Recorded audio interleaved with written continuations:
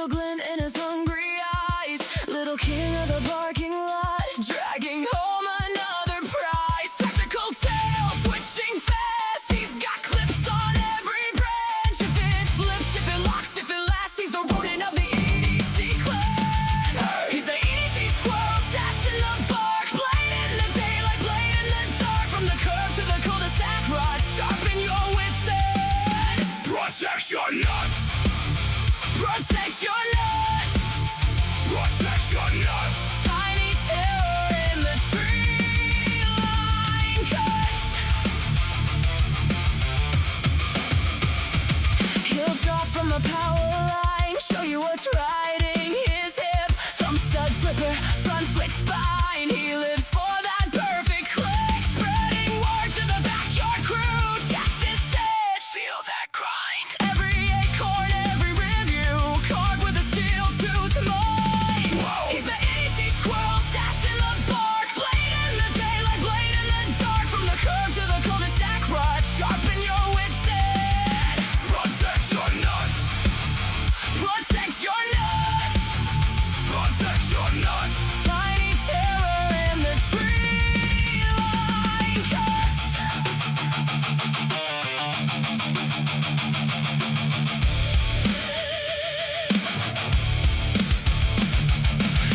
Climb high, tree line thrown in the storm. Cold bite, metal heart staying warm. If you mess with a scribe or his heart, you'll hear one battle cry roar. From the brush,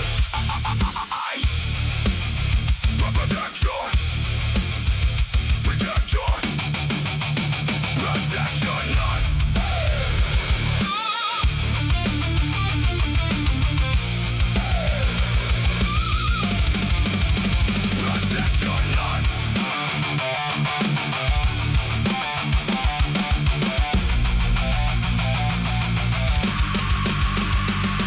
He's the EDC Squirrel, stashing the bark. Blade in the daylight, blade in the dark. From the mail call crate to the gutter front rod, sharpen your wits and protect your nuts.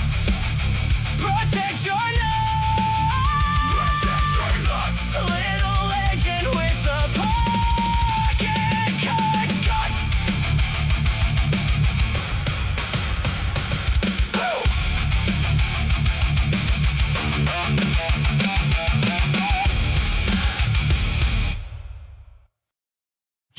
Hey, it's the EDC Squirrel here, and welcome back to another Saturday Knife Chat. How's everybody doing today? Hope everybody is having a good one. I hope everybody's had a better week than I have. It's May 23rd. Am I looking at the right calendar? Yeah, May 23rd, Saturday. And hey, well, who's here? I think Terry's here. Groundhog, Mike dropped, Sebald. Or Sebald. I'm going to call you Seb. How you doing? Glad you could make it. So, we're here on another Saturday, and I don't have a ton of new stuff, but I'd like to think, got some interesting stuff that I'd like to show you guys. And then as far as chat's concerned, I didn't really have much of a chance to do a lot of preparation this week, because this week, as you can see by the title, has been kind of a hell week for me. Give me 1 second. Got some coffee here. This week has been somewhat of a hell week.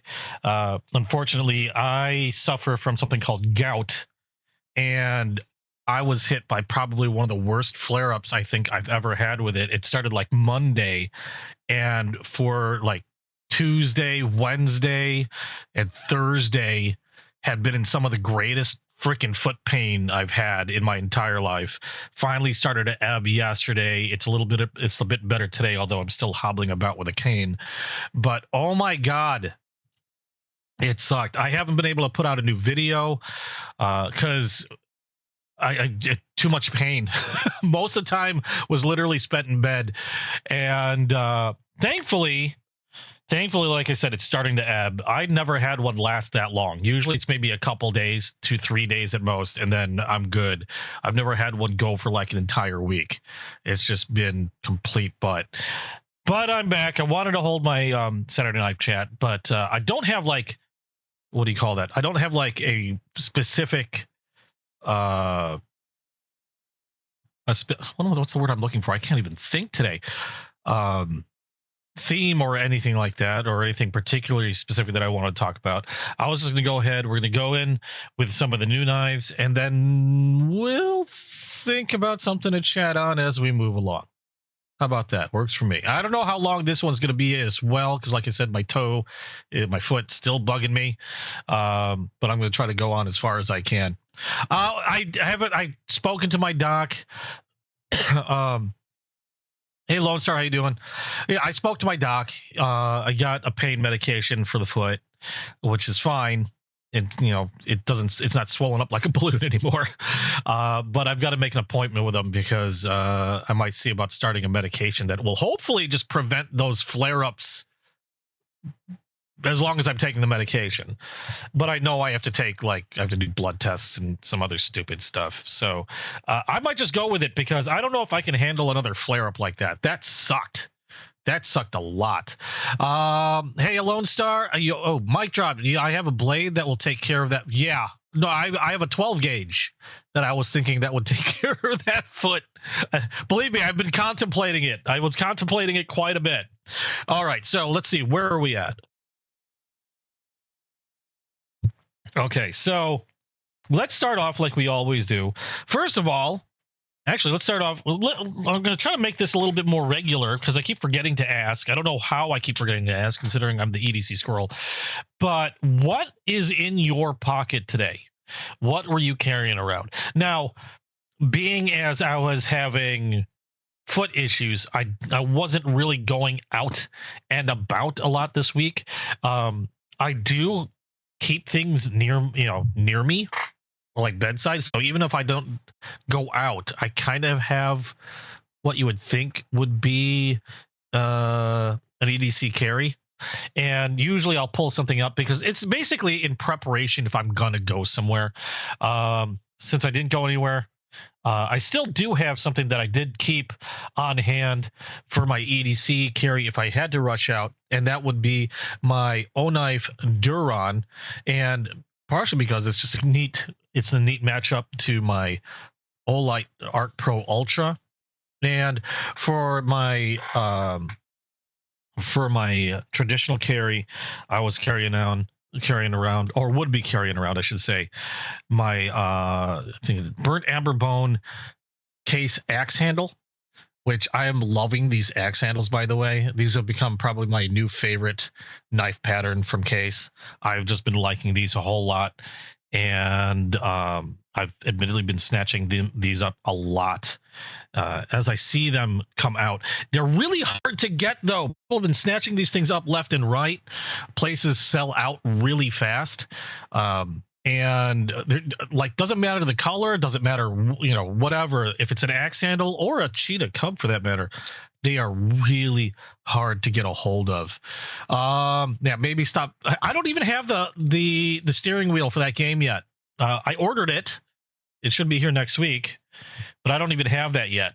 I hope my foot's better by the time it gets here.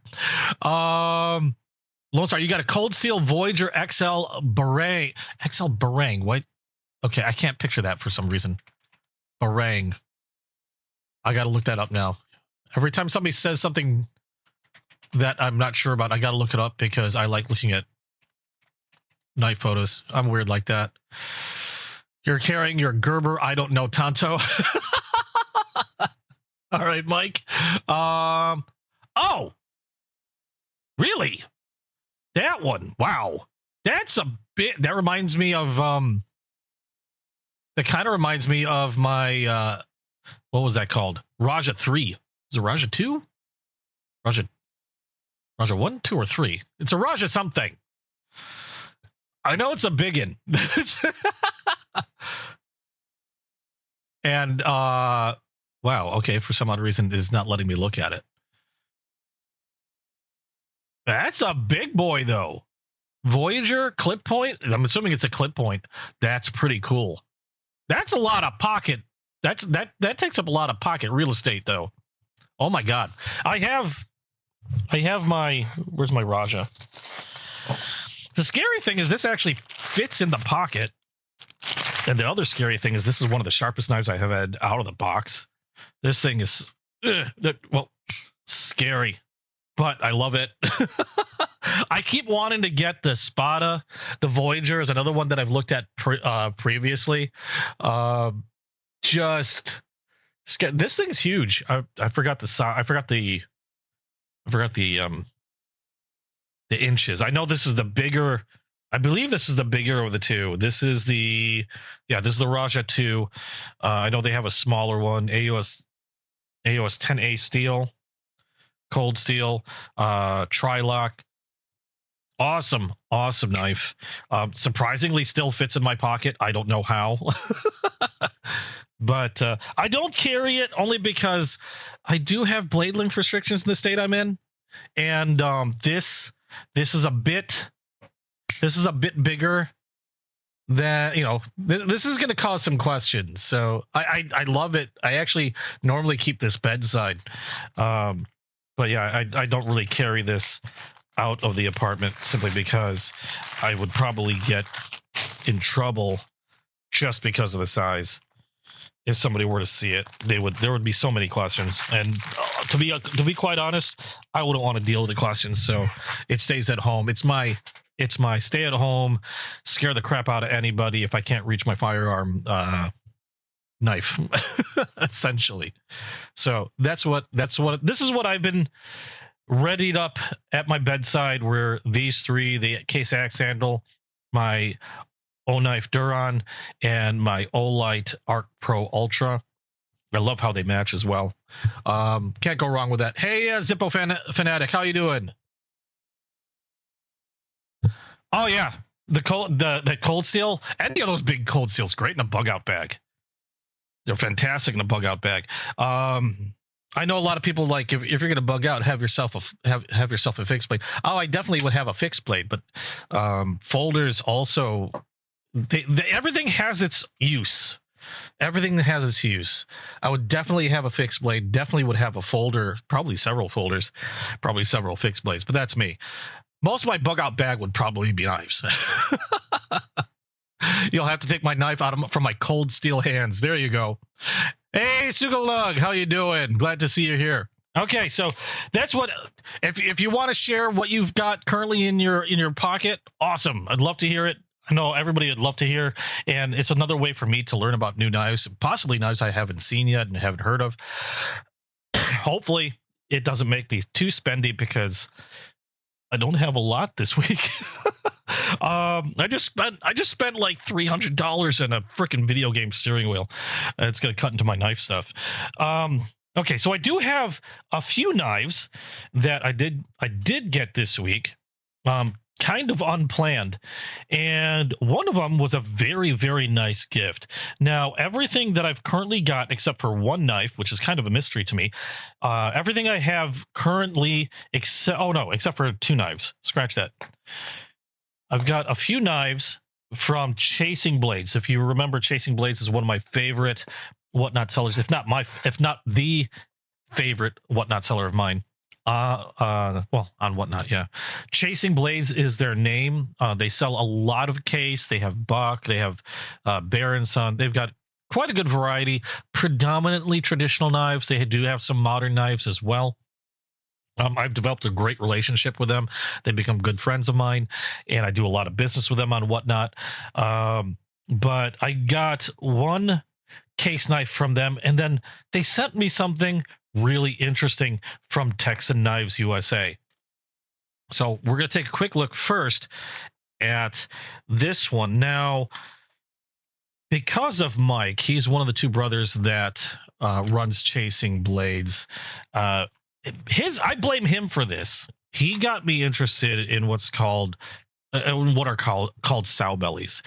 This is a green, what do they call this? Green pearl? Yeah, green pearl Kieranite smooth sow belly. Now, a sow belly is essentially, if you're familiar with a Stockman, do I have a Stockman near me so I can show you? I don't think I actually have a Stockman sitting out here. I might have one in a case. Hold on a second. to give you an idea. More people would probably be familiar with the Stockman. And because the Stockman is a pattern that's been out for a very, very long time from Case, and it's probably, I've heard, is like their second most popular pattern. And there we go. I think I have a Stockman here. Okay, this one's not from Case. This one is from Rough Rider. I believe this is a Rough Rider. This is a Stockman. You can see here, relatively straight, a little bit of curvature on the handle. You have 3 blades. You have your California clip point. You have a, if it'll come out, you have a Warncliffe. I am leaving fingerprints everywhere. You have a Warncliffe for secondary blade. And then you have a tertiary blade, a third blade, which is typically, I think they call it a coping blade. And that's your typical Stockman. Now, sow bellies are essentially the same type of knife, except they've changed the handle a bit. They're designed by a gentleman named Tony Bose, and the handle is a bit thicker, and the reason why it's called a sow belly is because it resembles the belly of a sow. And you can see there's a bit more curvature on the bottom of the knife there. You can see a difference in thickness, the curvature, a lot thicker scale than your typical Stockman. Otherwise, you have the same 3 blades. You have your California clip point, you have a Warncliffe for your secondary, and you also have a coping blade for your tertiary on the other end. Great knives. And the reason why I kind of blame Mike from Chasing Blades for this new obsession with sow bellies is because compared to the Stockmans, these feel so good in the hand. That belly and that slight curvature, when I'm using a sow belly, they just feel so much better. I mean, not that these are bad by any means. I mean, your typical it's more straight, a much more linear handle, a little bit straighter. I mean, still easy to use. They're not uncomfortable, but this, when you feel the difference of how it feels in your hand, I fell in love with these things. And normally I wasn't the biggest fan of Stockmans, to be quite honest. Just, I thought they were interesting. I preferred Trappers. I preferred like Sodbuster Juniors.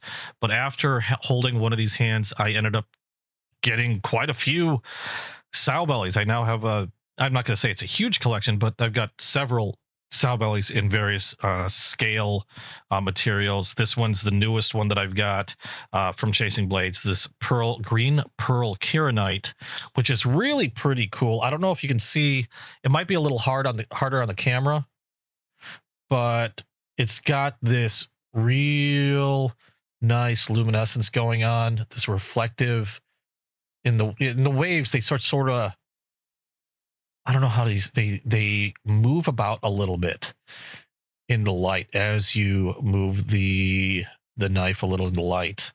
Just really pretty.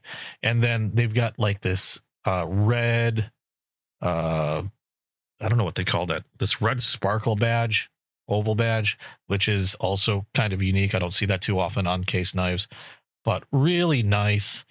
It is a synthetic, but really pretty sow belly from Case. And these run, I'd like to say around, or at least for this particular version, I can't remember exactly how much I paid for it, but around 70 some odd, between 70 80 I think I got it for. I can't quite remember, but roughly around there. I think retail generally runs around 90 or something like that, just under $100. But awesome knife from Case and from Chasing Blades. What did I miss here? Who's got what? Zippo Fan, which is what about in the kitchen? Is everything? Oh, everything's always sharp in the kitchen. Who did I miss? Recently ordered a petrified fish vibe. I still have to get a petrified fish. That's one manufacturer I don't have anything from yet, and I hear a lot about petrified fish. I've been seeing quite a few less expensive offerings from them that I want to give a shot to, and hopefully I can pick one up soon. K110 and D2 blades. Yeah, K110 and D2 I thought were essentially the same. I can't remember who came up with the K110. I'd like to say that's the Chinese designation. I could be wrong, but if I remember correctly, those are essentially the same steels. Spyderco, Dodo, Vosti, Cheese, probably Olight, Open.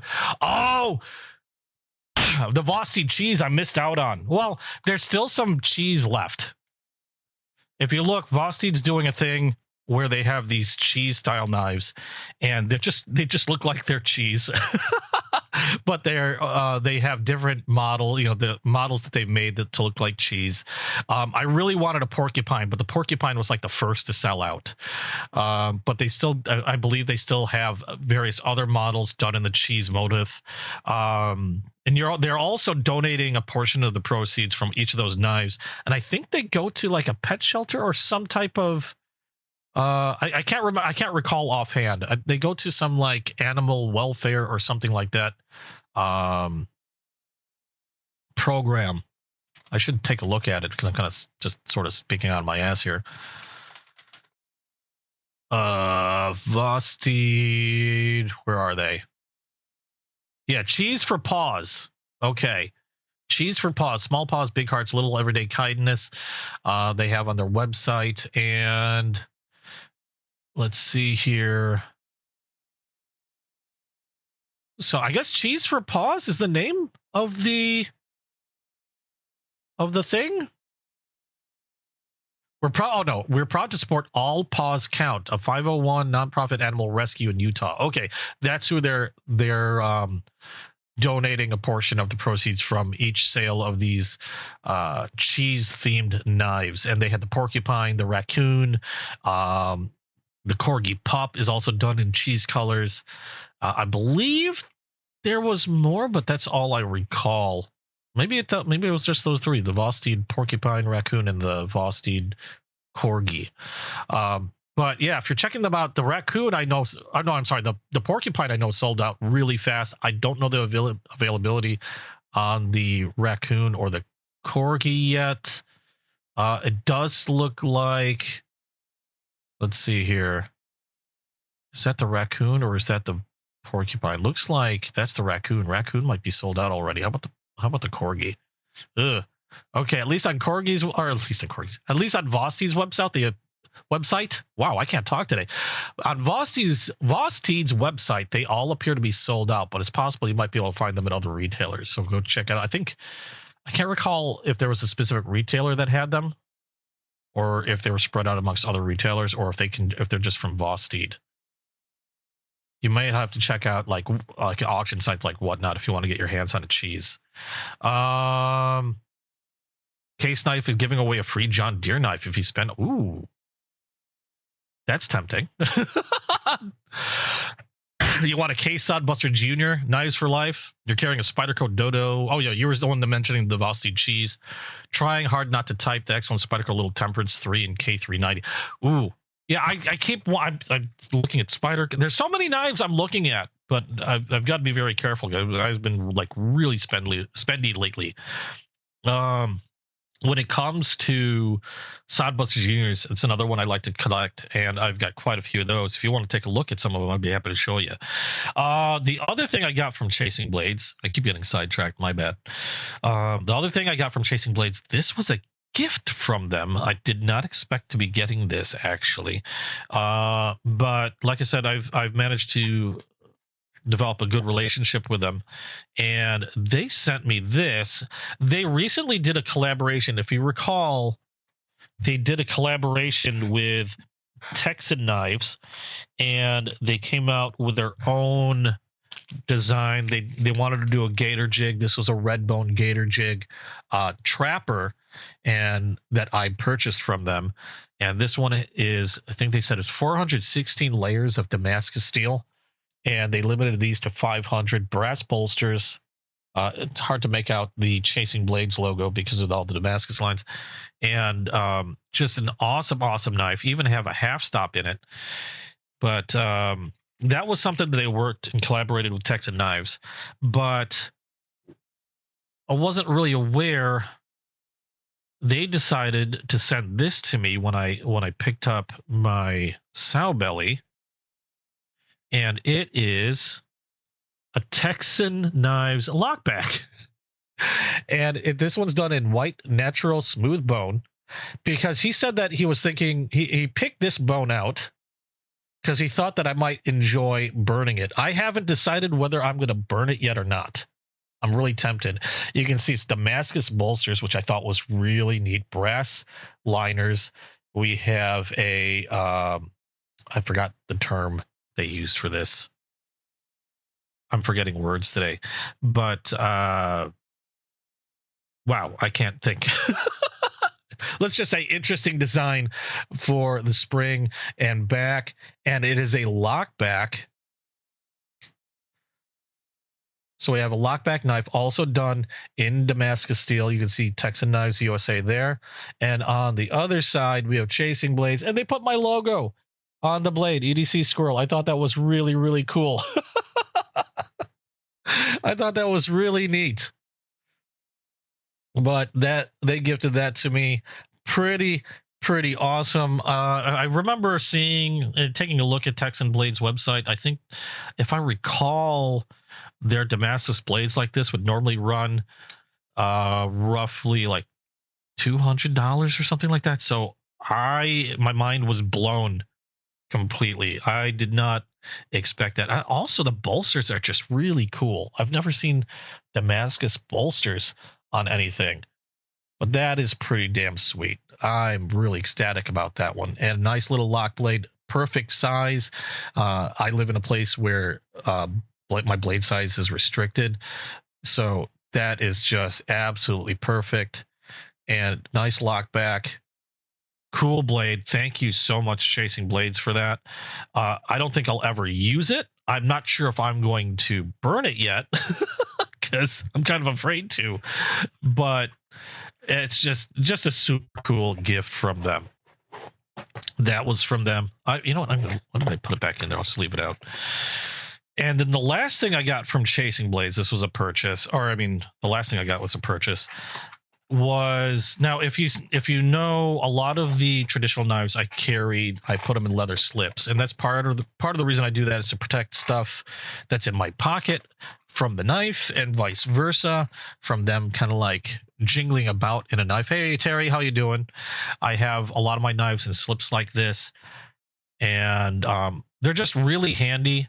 I don't have to worry about things getting caught in the knife. Like if I drop a bunch of coins in my pocket, it's pretty well protected in here. And if I have anything that I don't want the knife to damage in my pocket, I don't have to worry about that. Or vice versa. If I don't want something to damage my knife that I have in my pocket, it's safe in a leather slip. So I carry a lot of my traditionals in a leather slip like this. But Chasing Blades, apparently they have a neighbor that does a lot of leather work. And while these are made by Case, his neighbor was selling these at Canton when Chasing Blades was doing their last show in Canton. And they made several designs similar to this. I can't unfortunately recall the name of this one. This one's a basket weave. They had honeycomb versions, also dyed black, various different colors and styles, and I just thought these were really, really nice thick leather. I haven't used this on any particular knife yet because I don't know which one I'm going to put in there. They're just a hair bigger than your typical Case slip, but Chasing Blades is starting to sell this on their Whatnot shows.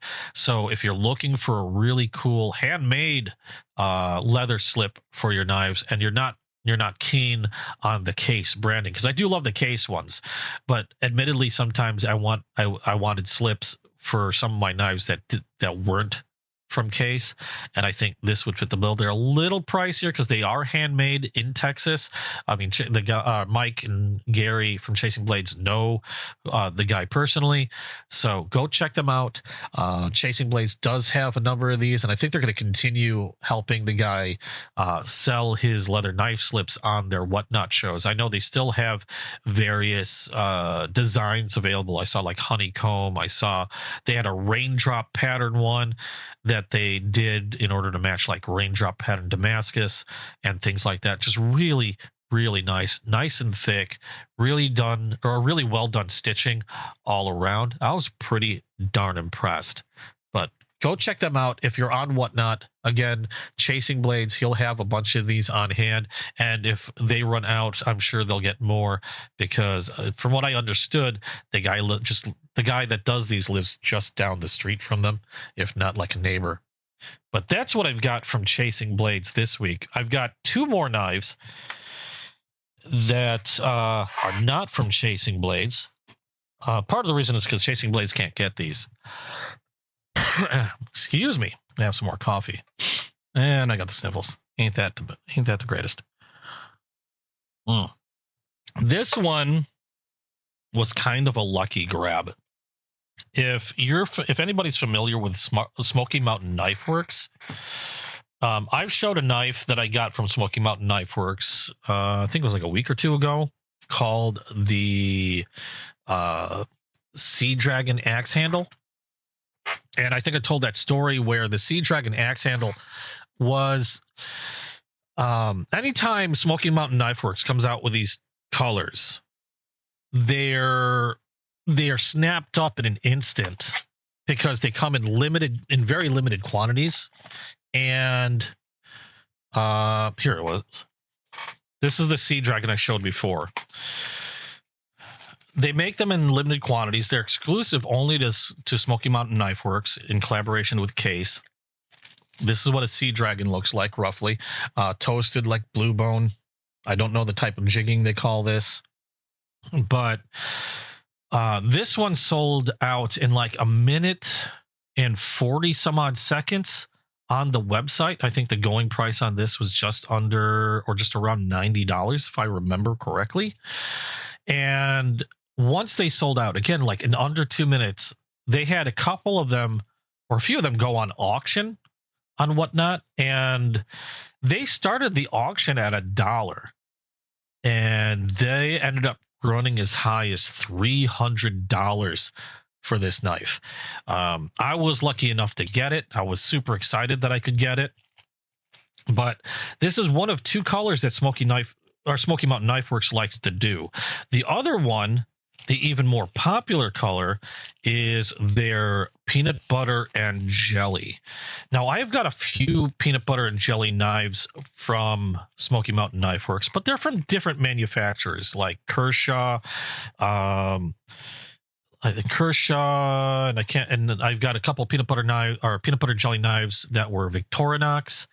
And while they're still popular, they don't have the same popularity that the peanut butter and jellies from Case do. The Case peanut butter and jellies sell just as quick as the Sea Dragons, if not faster. I lucked out because they didn't announce when these were going on sale until the very day they went on sale. I got lucky because I happened to be sitting in one of their auctions on Whatnot and just chilling, watching what was going through. And somebody had asked the question when the peanut butter and jellies axe handles were coming out. And somebody else answered, oh, I think it's this day at this time. So just on a whim, I went ahead and marked it on my calendar and made sure I was awake at that time and kept an eye on the website. I lucked out and I saw it drop, immediately put it up and purchased it. And it just came in. This is the peanut butter and jelly corncob jig Case axe handle. Now, after speaking with SMKW, officially, I believe this sold out. And they had, I can't remember the number. I'd like to say maybe 600 made, roughly around there. Now, if you take in effect how many employees might have bought one, how many they might have held, off the retail floor for auctions, which usually isn't a whole lot. I figured maybe if they were going to hold on to a few, it might be like 10 or 20 or so. There were still upwards of, I think over 500 of these were in stock when the knife dropped on their website on smkw.com. And this sold in under 1.5 minutes. After 1.5 minutes, completely sold out. Now, that's what SMKW was saying. All I remember is I managed to get one, complete my sale, and I was like, oh my God, I can't believe I did that. I actually had to recheck a couple of times to make sure my order went through.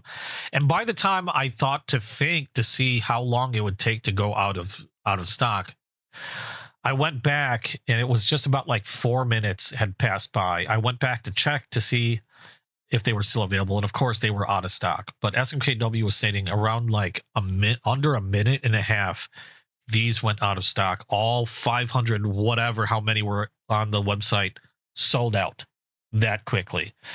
I caught a dropping knife.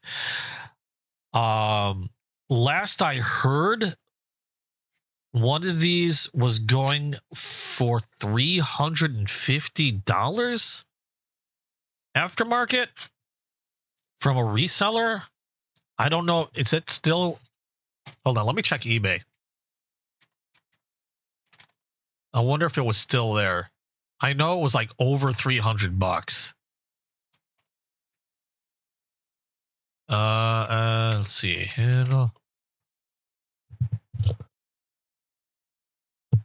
Okay, I see one for 300. Another person's asking 385. Another person asking 286, 17 bids on it. Another one's got 15 bids at 265.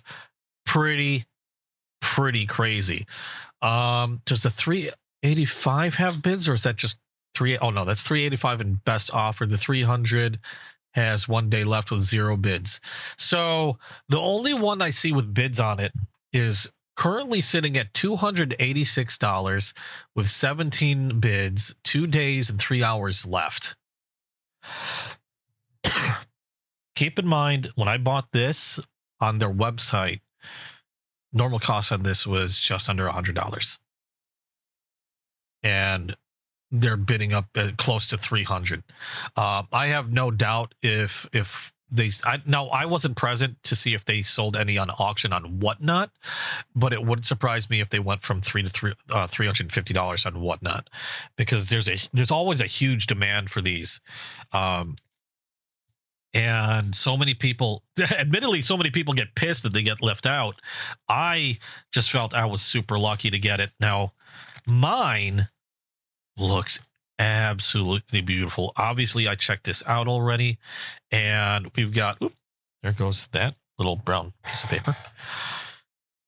We've got it perfectly centered in the well, which is something that don't see too often, admittedly, unfortunately, from Case. Beautiful toast on the PB&J on both the shield or badge and the PAL side. This one, now I like my Sea Dragon, but this one really looks gorgeous. No cracks or anything. A bit of milk on the rails. Great spring, great snap, and no burr. So sharp out of the box, which was admittedly kind of a surprise, because a lot of times when I get a new case knife, even the Kieranite had a small burr on the blade. A lot of times that's one of the things you just sort of expect with a case. You buy a case knife and you just expect you're going to have to give it a quick stropping or honing to get rid of a burr that's been left on there. Now, after you get rid of the burr, generally it's sharper, sharp as a razor. But to have one without a burr on it out of the box, kind of shocking, but really, really awesome. And I have an awesome example of a peanut butter and jelly. Now, I never buy anything to resell. That's not my intention, is to resell something. But you got to admit the temptation's there.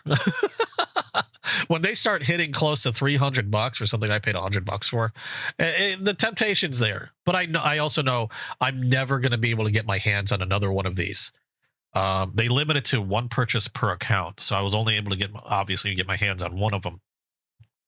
If I could, I would have bought two and maybe sold the second one.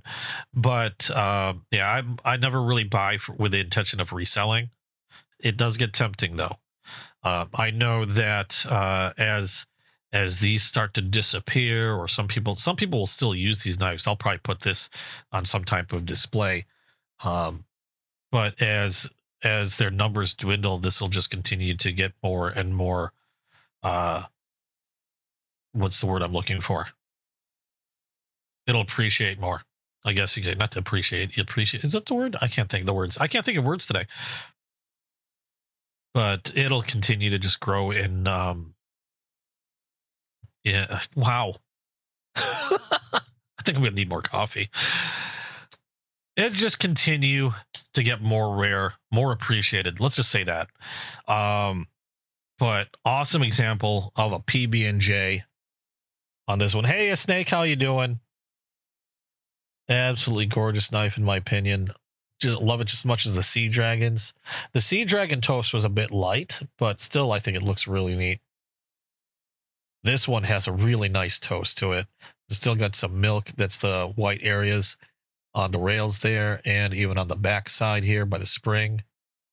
I haven't done anything to this knife other than just inspect it when it came in. You know, I just wanted to make sure there were like no pin cracks or anything like that. But awesome example of a great looking PB&J. Just absolutely gorgeous. But that's one I got from SMKW. Another one that's just going to be really, really hard to get. Unfortunately, axe handles have become one of my favorite new patterns, simply because they remind me of the Sodbuster Juniors, and they're a single blade with a nearly full-size handle. I can get a full grip on them. But I like the shape of the handle on the axe handle knives, and I also love the fact that they have a half stop, something that Sodbuster Juniors don't have. That half stop just makes it a tad safer, in my opinion, because if you were to accidentally fold the knife over, you got a convenient half stop that the Sodbuster Juniors don't have, and that just may well save your fingers from being cut. Not that I've cut myself ever with a Sodbuster Junior, but it's just another thing that I really, really like about these axe handles. Anytime, I just love it anytime these traditionals have a half stop. I just really like those half stops. But that's from SMKW. How my foot still hurts like hell. I mean, it's better. It's better. I can still hobble about with a cane, but I'm not screaming my head off, you know, if a mouse farts next door, or like the stampeding of a cockroach from a neighbor or something isn't setting me off in pain. So it's better than it was. The only surprise to me is that this whole thing lasted an entire week. It's been crazy, but I'm just glad it's subsiding a little bit. Okay. So hopefully I'll be back to walking without a cane in the next couple days, which would be great, because I have to stop into work to do work at some point. Otherwise they're probably gonna get angry. Oh, I just realized my girlfriend dropped some ice. Dropped an ice pack on the floor for me. That was sweet of her. I can rest my foot on the ice pack. Okay. Now, next thing we got one last knife, and this one just came in today. This is from MKC, or Monthly Knife Club, which I still have a membership for, and we are going to unbox that live today. I still have it in the mailing package. Let me move this stuff out of the way before in fact, I should just package this thing back up so I don't have to worry about it. Let's put this back in here real quick. But yeah, I still do have a Monthly Knife Club subscription. and it just came in today. Let me throw this back in the box. A little precious. Oh yeah, and I don't know if I mentioned it last week, but new knives this year are now coming with a case sticker. Not something I see very often. So that's kind of cool. If you like case stickers, if you like stickers. I still have quite a few EDC Squirrel stickers I gotta start giving away. And we'll move these off to the side for now. You know what? Let's use this. I never did check the edge on this one. Is this sharp? Oh, yeah, that's sharp. Okay, so we got a new one from Monthly Knife Club. Like I said, just landed in my mailbox today. Oh, yeah, that is sharp. And I have no idea yet what it could be. All right, get rid of that. Now, when you get a knife from the Monthly Knife Club, they have different subscription plans. I'm a part of their Tier 2 name brand knife subscription. They have like a Tier 1, Tier 2. I think they go up 3 tiers, and then they have how many did they have? Is it 3 or 4? They have a variety of subscription plans. In my case, mine runs about was it $50-$60 a month, something like that. And I think the Tier 1 was like around $30 a month, like $25 or $30 a month, or $25 a month. Okay, I'm looking at the plans now. You have knife plans, you have advanced plans, you have premium plans, you have ultimate plans. Mine is a knife plan, which just includes a knife.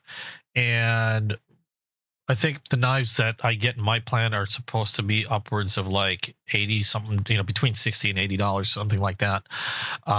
Their Onyx plan is the largest knife plan that they have, and that typically runs I think just under like 160 something, if I remember correctly. Let me take a look here. So you have starter, which is $25. You have standard. You have Tier 2, which is what I have, and then you have and then you have Onyx, which is $130 a month. And my plan will include knives that are gonna be a little higher end. Again, usually upwards of like $80 in retail price, between $60 and $80.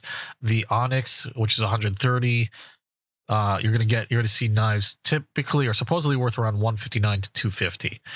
The other plans that they have usually include like a knife or two, and then a bunch of like other EDC gear. I'm debating whether I want to switch to some of the more advanced plans, because I would love to see more EDC stuff and do more for a variety of like EDC gear. I'm tempted, but I've been kind of enjoying the Tier 2 knife plan that I've been on right now, because I've been getting some pretty nice knives, not gonna lie. Here today, like I said, we've got we got a tenable.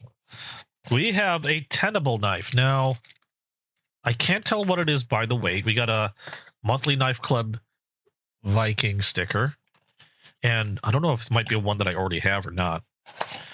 And then we get a card. Now, the card will tell you everything you need to know about the knife, and we'll take a look at that in just a second. I gotta take a swig of coffee and then give myself a good coughing. Okay. A little bit of coffee in the mouth. There we go.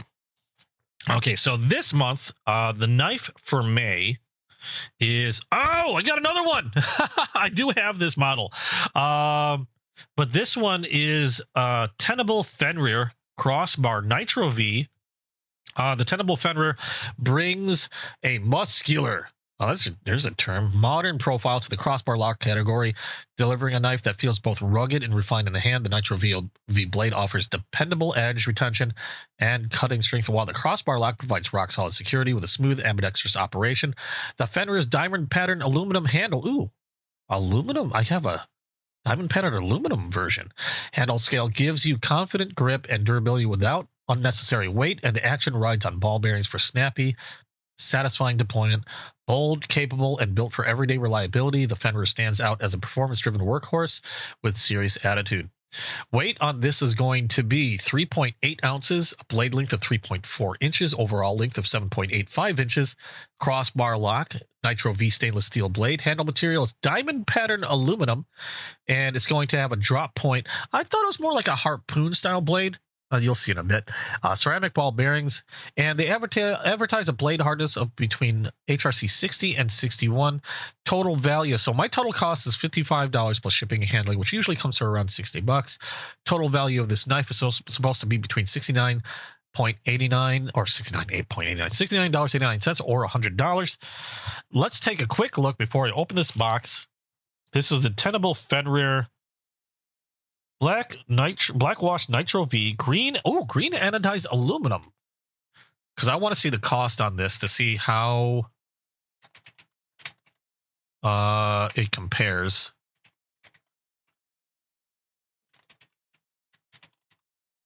to what I paid for the monthly knife club. So taking a quick look at Tenable's website, I see some. So on their website, from the looks of it, I'm trying to find the exact one. I see some aluminum, but I'm trying to find the exact color and model, and I'm not seeing it. A lot of times, I think the way they get them is they get discontinued models or discontinued colors. And that's how I think they managed to hang on to them and get them out for a decent price. I believe we're going to be looking at anywhere roughly around $70. So not that bad. Not that bad. I paid probably about $60. Got myself a 70 some odd dollar knife, which would also then you'd add tax for and all that fun stuff. So not bad at all. Let's take a look at the knife a little more closely. Now, Tenable is, if you're not familiar with Tenable at all, Tenable is a knife brand owned by Concept Knives. I've shown quite a few Concept Knives, premium knife brand. Tenable is like their budget brand, I guess you can say.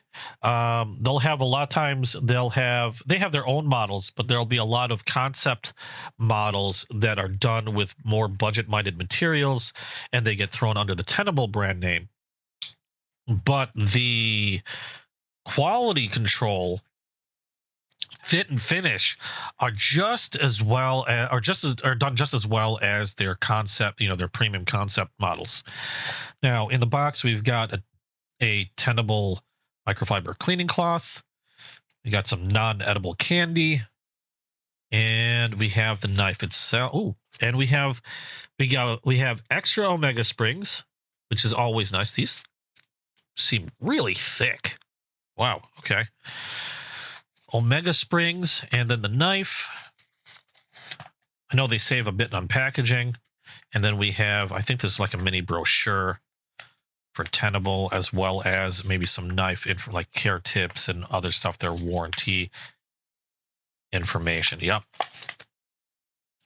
So we have all that in the box. I'm going to put these back in here for now so I don't lose them. Always nice to have extra omega springs. I've never had omega springs break on me yet. I know I've heard people say they've had omega springs break, but I don't know. Maybe I'm just lucky. Excuse me. Oh my God. Hey, Bulldog Smith. How you doing? Bulldog Smith Farms, EDC. Glad to see you. I'm just unboxing right now my monthly knife club drop for this May, which is a Tenable Fenrir crossbar. And here we have the knife itself. Ooh, wow. Okay, that's a lot brighter green than I expected. I expected, like, didn't they say frag pattern? That's a diamond pattern. Oh, no, they did say diamond pattern. I was thinking frag pattern for whatever dumb reason. So this reminds me of they have the diamond pattern I have on my concept. Frick, I forgot the name of that knife. Hold on. Oh, why can't I remember? Strike Eagle. Yeah, the diamond pattern on the Strike Eagle. This one is from concept. So similar pattern to that, in a very bright green and black washed blade. See, I think of these as harpoon style blades because of this lip on the spine here. And they call it a drop point. Straight drop point. Or did they say drop point? It's more like a clip point. I get really confused because a lot of times they'll call them all different things. Yeah, they call this a drop point. This is more like a clip point. Oh, I think it's like a clip point got down and dirty with a harpoon, but that's me. Anyway, where's my drop point's usually more curved, where a clip point is straight. This is like more of a straight, and the harpoon usually have this thing in the back that you can nicely rest your thumb on. I'm gonna call it a harpoon. That's me. But here we are. They said a 3.4-inch blade, aluminum diamond patterned scales, crossbar lock. That's a really grippy handle too. Whoa. Like the diamond pattern I had on the Strike Eagle, it's pretty, it's nice, it feels good, but this one feels even grippier. The one on the Strike Eagle almost feels a little more on the slick side. Now, it is aggressive, but not uncomfortable. A good size grip on the hand. You can get a full grip easily enough on that. No real sharp, even though it's like aggressive, I'm not feeling any sharp bits, like nothing's cutting into me. That's always nice. We got a reversible pocket clip. Let me close this real quick. Reversible pocket clip on this one. Deep carry. Also really nice. I wish they would turn this down a little bit. That's one of my only qualms with this type of pocket clip. I wish they would turn this down a little or flatten it out. Personally, I think there's less chance of it snagging anything if you brushed up against anything. It's not that high though, so it gets some points in that.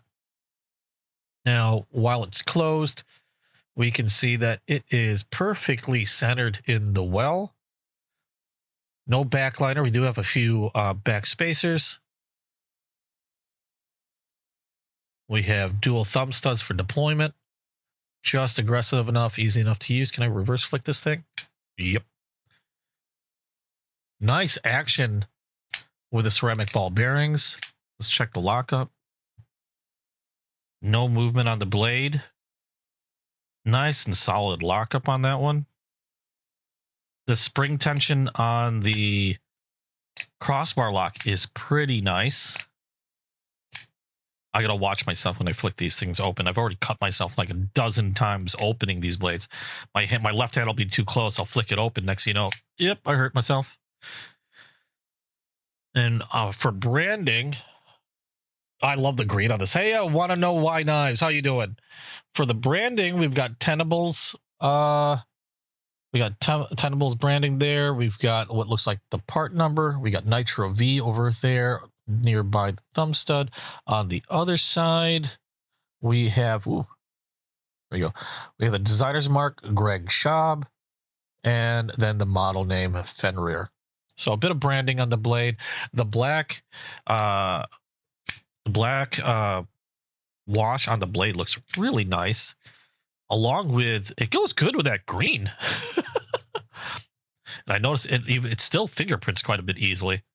I think they had some, that's why. It looks like they had some protective oil on it that I just now wiped off. So they had a layer of protective oil on this. from the looks of it, which is why it was fingerprinting really easily. Got a nice bit of swedging on the spine. Like I said, flat, straight clip point. I know they say drop point. I'm going to call it a clip point or harpoon. Take your pick. We got a bit of a sharpening choil here. Just really nice blade. This is my third one, because my first Fenrir was, where are you? I know I have it somewhere. That's not it. Ow. This was the first Fenrir I got. This one, it was done in micarta, green micarta. Also with a crossbar lock, and I was really impressed with it. I went with a tenable because now you can get a more premium version with titanium scales and various other things, more premium steel. I believe S35VN. It's either S35VN or M390 from Concept. But if you wanted to save some money and still get a great feeling knife, great quality, just slightly, more budget-friendly materials, tenable was the way to go. So I went with tenable, and that was my first Fenrir. And then I picked up, so this is my third Fenrir now. I picked this one up off of Whatnot, and it's because it was one of their zombie or zombified versions. This one's a little different, where you have, instead of the crossbar lock, this is a plunge style button lock. So you don't have to pull down on a crossbar, just press down, and then you can close the blade right there. Done with their zombie colors. I know they have a few other models done with this very similar look, similarly coated blade and coated. I believe this is G10. I believe. Like a print on G10 scales. And as you can see there, a plunge style button lock. Still super nice. Might not be as solid as a lock as the crossbars, but they did a really good job with their plunge button lock, so I have no complaints about it here. And then now I have this aluminum one that just came in from Monthly Knife Club. Really sweet looking. That's a really bright green. It's got a really nice shine to it. I do like that green. That's pretty sweet. And then again, with a very aggressive diamond pattern on the scale, gives a nice feel to the grip. Now, if it's anything like its brethren that I've got here, then that blade out of the box should be pretty damn sweet. But we're going to take a look at that anyway. That's magazine paper. Let's see how this is out of the box. Now, I don't think I've ever had trouble with a tenable knife or Concept, for that matter, edge out of the box. So let's see if they've kept it up. Now, the only thing with this is you do have to be careful because of that choil. That since you can't, it's not like a finger choil. I can get my finger to choke up on there. It's easy to sort of like misjudge, and then why is this not doing anything? Because the paper is hitting the choil. So that's about the only thing you got to be worried about. Ooh. That's a pretty nice edge. I didn't feel a burr on there. Nope, no burr. Feels nice and sharp. Feels nice and sharp. Sounds nice and sharp going through that paper.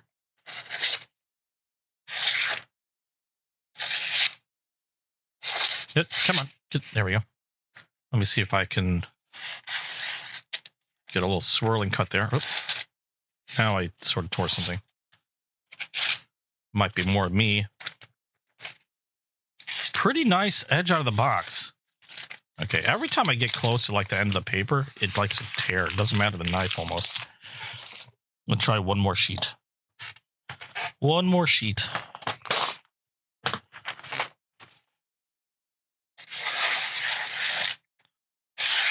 There we go. Yeah, able to get swirly cuts. Pretty nice edge. I see a little bit of debris on the edge there, but not a whole lot. I'm trying to use up as much of that edge as possible. Trying to see if I've got any dull or rolled edges. I'm not seeing anything. Pretty good out of the box, I have to say. The cuts on the paper are nice and clean, really crisp. I'm not seeing really any tearing along the edge of the cut. Yeah, nice, clean, sharp edge on the paper. They did a pretty damn good job on this. So, like I said before, I don't think I've ever had a problem with any of the edges on the tenables out of the box. So that's just right along with them.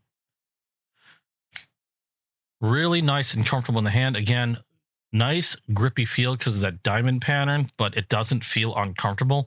I can feel the pocket clip underneath my knuckles a little bit. So let's see, as I'm holding it the way I would normally use this, my thumb resting right here, it's not uncomfortable. I don't see it being really any issue.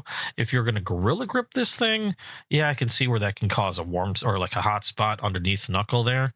But that's only if you're like gorilla gripping, really. Now, if you're just using it like I normally would, it's not much of a thing. You do feel it back there, but unless you're going for hours and hours of just cutting stuff, yeah, that's pretty much a non-issue. I do like that it's reversible. And again, nice and smooth on the bearings. Really quick and easy to deploy. I can even reverse flick that one with the thumb studs. Well, I normally prefer a thumb hole for reverse flicking, but not bad. Not bad at all. I like the tension on the Omega springs for the crossbar lock. Again, nice solid lockup on that. Feels really good. I like it. Now, again, this is my third one, and I had nothing to dislike really about the others, so I didn't think I'd have really any issues with this.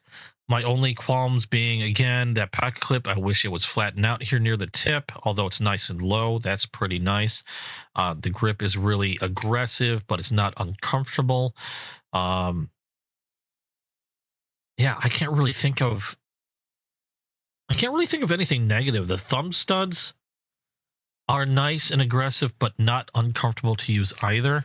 Really easy to use. They're in a good spot. They're not difficult. They're kind of just, you know where the thumb studs are, and you just go.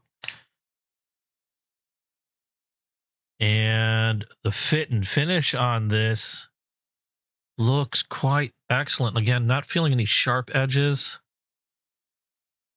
I feel maybe a little bit here towards the end, and I think this is partially because the diamond pattern, when it gets to the edge, it's causing a bit of a point here, right at the bottom. But that's about it, really. Other than that, not bad at all. I'm going to add a little bit of oil to this. Now, this is not because I think it feels bad. I always put a little oil at the pivot.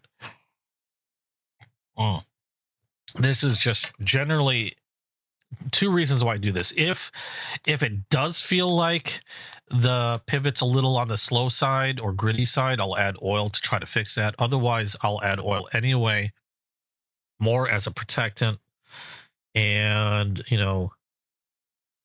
help keep it running nice and smooth and cut down on any wear and tear, because I do like to fidget with my knives a lot, which means I'm usually sitting here. If I'm at my desk reading and I've got a knife in hand, I'll be doing this for hours. I'll be reading and doing this. My girlfriend will start getting like, will you stop doing that after about an hour in? I like to fidget with my knives. It's a really fidgety knife because it's easy to use. And I'll apply that oil just to cut down on the amount of wear and tear that could happen at the pivot, because that's about the only place where you're running into any real, metal rubbing on metal or whatever. So there we go. That is the tenable Fenrir crossbar with Nitro V and aluminum scales. Really, really nice knife. If I didn't think they were nice knives, I wouldn't have gotten that second zombie one. Because like I said, I've already had one before. I got the zombie version because I just thought it was cool and they were good knives. I have no problem having gotten a third one from Monthly Knife Club. Like I've always thought I'd be disappointed if I had gotten a knife from Monthly Knife Club already. But this is one of those where even though I pretty much have two of these knives, it's not disappointing at all to get a third, especially with this nice aluminum scale, which I didn't have before, and I just think it looks fantastic. So there we go, the Tenable Fenrir from Monthly Knife Club. Pretty nice drop, I might say, for this month. I can't wait to see what they have in store for next month. I'm going to keep my membership going. I've been going on them for almost a year, at least half a year. I can't remember how long I've been with them now. We're getting up on a year. I'm pretty sure we're getting up on a year. I'll have to recheck my account when I started. But they have not yet disappointed. I will say that. So pretty happy with this one. Pretty sweet knife. And that would be all the knives that I have gotten this last week. You got the Tenable Fenrir. We had the case sow belly, the case peanut butter and jelly axe handle. That really interesting knife. As far as I know, one of a kind knives that Chasing Blades made for me from Texan Knives. Just really, really sweet of them. I thought that was just super cool. There's the sow belly. Oh, and that really cool leather slip, also from Chasing Blades. Let me put this box away there. And I'll pop the peanut butter and jelly out again so you guys can see that on the table. Let's take that out here. My peanut butter and jelly axe handle. Super, super sweet. I don't know where I'm putting any of these. There we go. So not a lot this week. I know a lot of my purchases are slowing down, especially with a lot of things going on. And I apologize for not getting out any new videos this week. It's just been hell. My foot didn't allow me to do much of anything. Hell, I haven't even been able to shower. I need to get myself in the shower this entire week. Because the thought of water even dripping on my foot made me cringe. So those are all the new things we got this week. Let me know what you think. Any favorites you see there? Anything you'd like to check out a little closely again? And then, wow, it's already 3 o'clock. That's been over an hour. So, as far as the rest of the show, like I said, I didn't have anything planned because this week has been hell with my foot. So, I didn't have any thoughts on burning any new knives. I was thinking about getting another knife to burn eventually. I wasn't sure which color to try. I had thought about going over like case or traditional knives in general. If you're looking to get a traditional knife, things to look out for, things to be careful of. Yeah, time flies. A little bit more coffee there.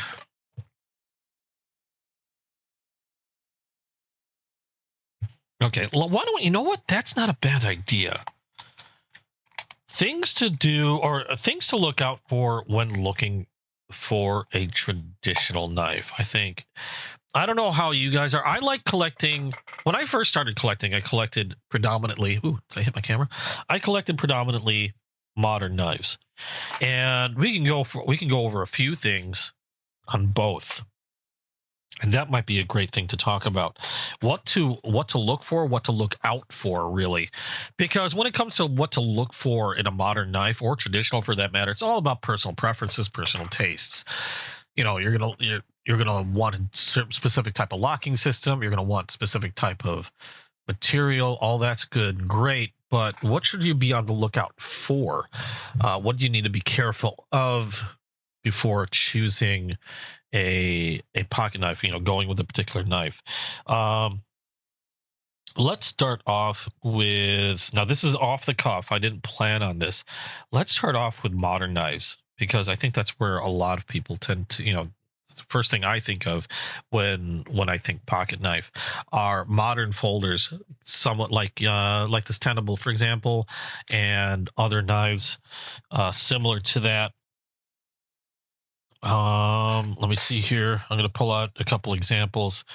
Let's look at, we've got my Rat 1.5 that I showed last week. What's another knife that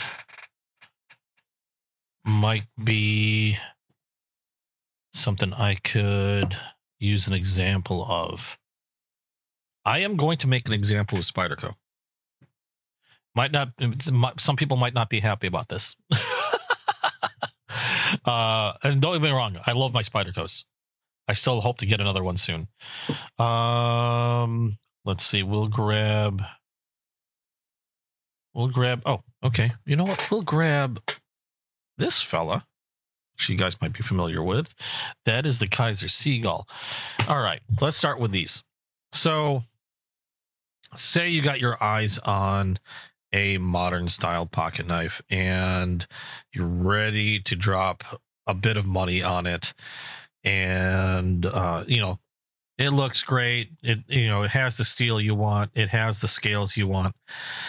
Now, anytime I go about getting a knife, obviously I can't always get to the store and look over the knife in person myself, even though the first thing I'm going to suggest is, if you can, do just that. If you have the ability to do so, get it in your hand before you make the purchase, be able to inspect the particular knife that you're going to buy, and that way you can be sure of how well it functions, how well it feels in your hand, and that you have no failures or anything like that in the lockup.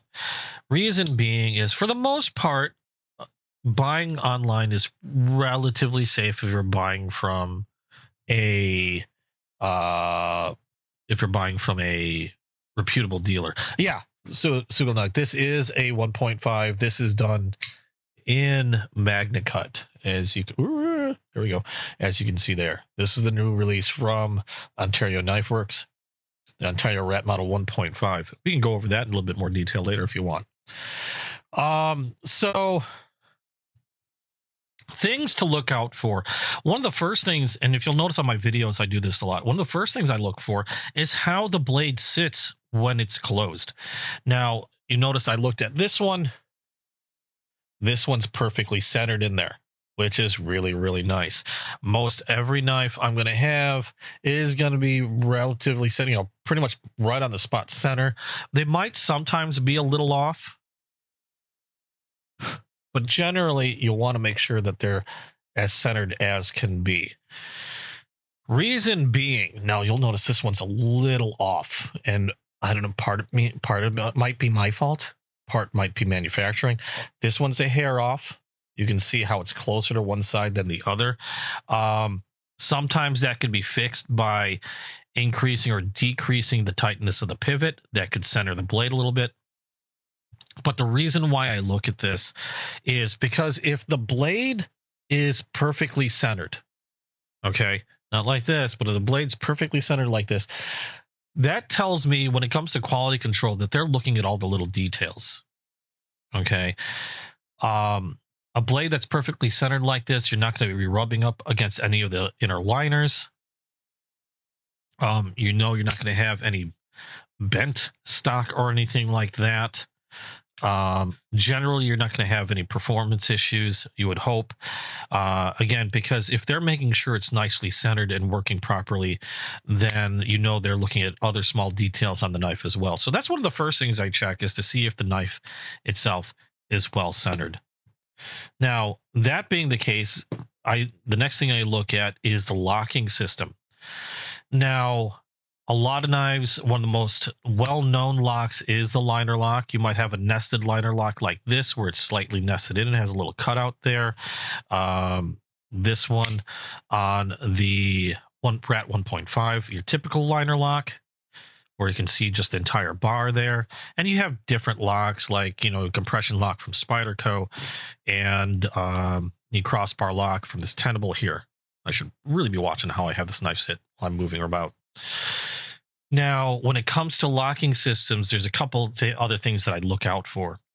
When it comes to liner locks, one of the things that I'll do is, you know, make sure that it opens up nice and smoothly. Okay.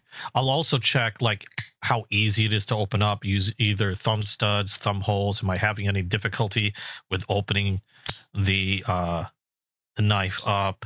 Is the knife easy to pull out? Is the detent weak?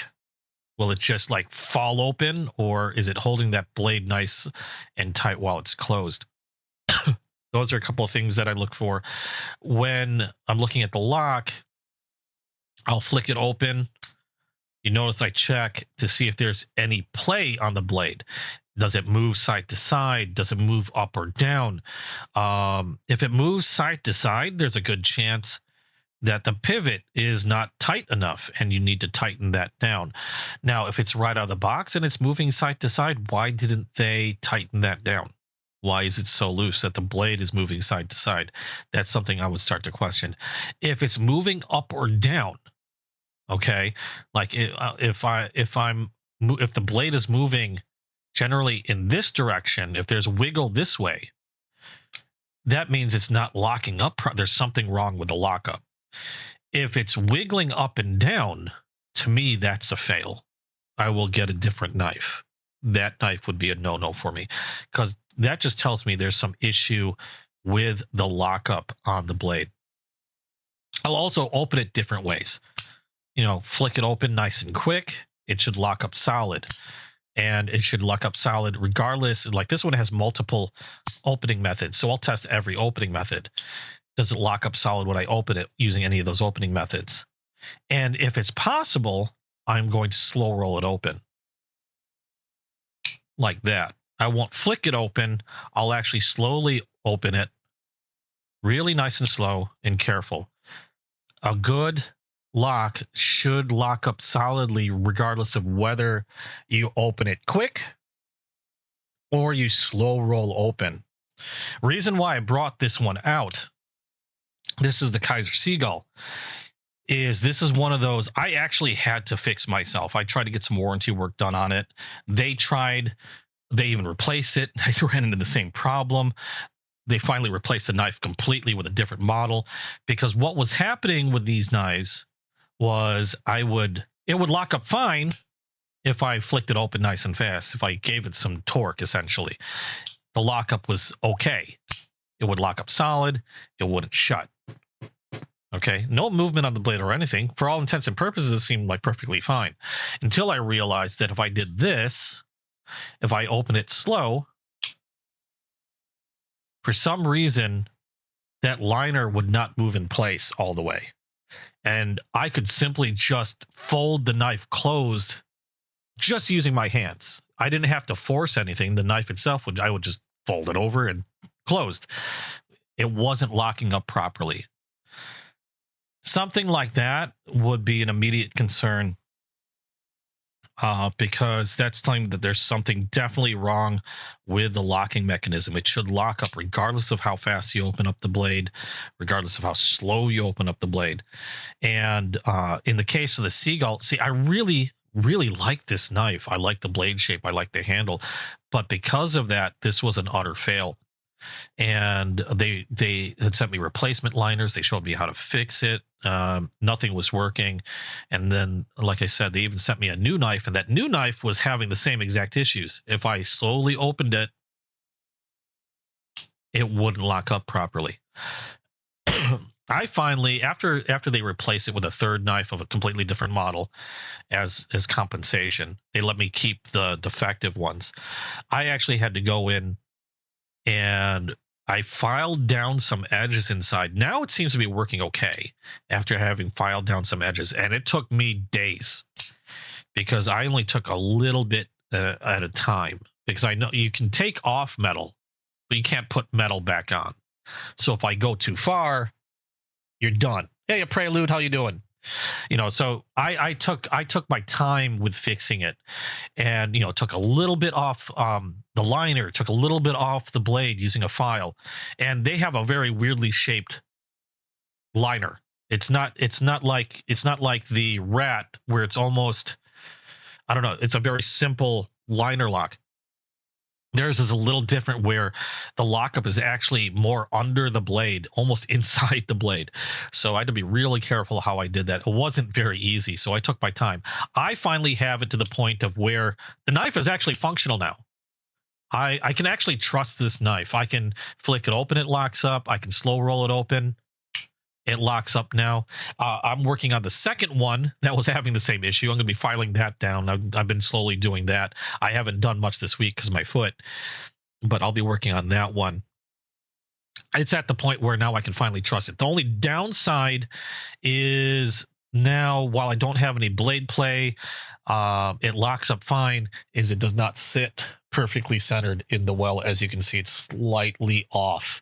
So that could be because, you know, my fiddling with it, because I don't recall it being that off when I first got it. But when it comes to lockups, like if you look at the liner lock, it's a lot of times it's easier to see in a liner lock. This is a great looking lockup. Okay, you have the liner lock flies into place when you open the blade. Again, it should lock up even on a slow roll. I just slow rolled it open, didn't flick it open, and you can see the liner positions itself right under the blade. It doesn't go all the way to the other side. It doesn't just go slightly partially under the blade. It's pretty solid under the blade. This is the Rat Model 1.5. A fantastic knife, by the way. It's in the same spot whether I flick it open really quick or if I slow roll it open.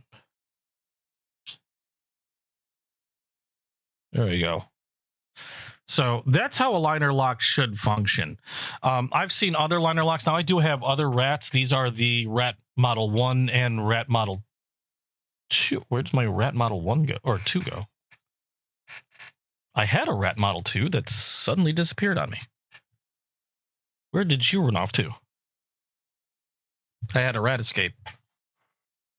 This is what happens when you have a collection as big as mine and you have knives lying all over the place. You forget where a certain knife goes. Okay, well, that went somewhere that I have no idea where it went. It was in this box. Shit, where'd my Rat go? Anyway, this is the Rat Model 2. And you can see this one, same thing. That liner goes right under the blade. Sometimes they might move a little more centered under the blade. That's fine. As long as they don't move all the way to the right side, you're okay. And again, should lock up just the same whether you flick it open or you slow roll it open. Again, if it doesn't lock up on a slow roll, you're gonna have a bad time. Now I'm a little concerned as to where I put my Rat Model 1. I might have been playing around with it, but I don't know what I did with it. You make me sad. Okay, well. So that's the Rat Model 1.5. So those are some of the things that I look for when it comes to modern knives. The other thing I look for is the pocket clip. How is the pocket clip styled? I myself prefer deep carry pocket clips. I'm not a big fan of these kind of pocket clips, admittedly, where they're just sort of like bent metal. But I do look for is something like this. I like to see that they turn down the tip and they don't just leave it jutting upward like on the Tenable.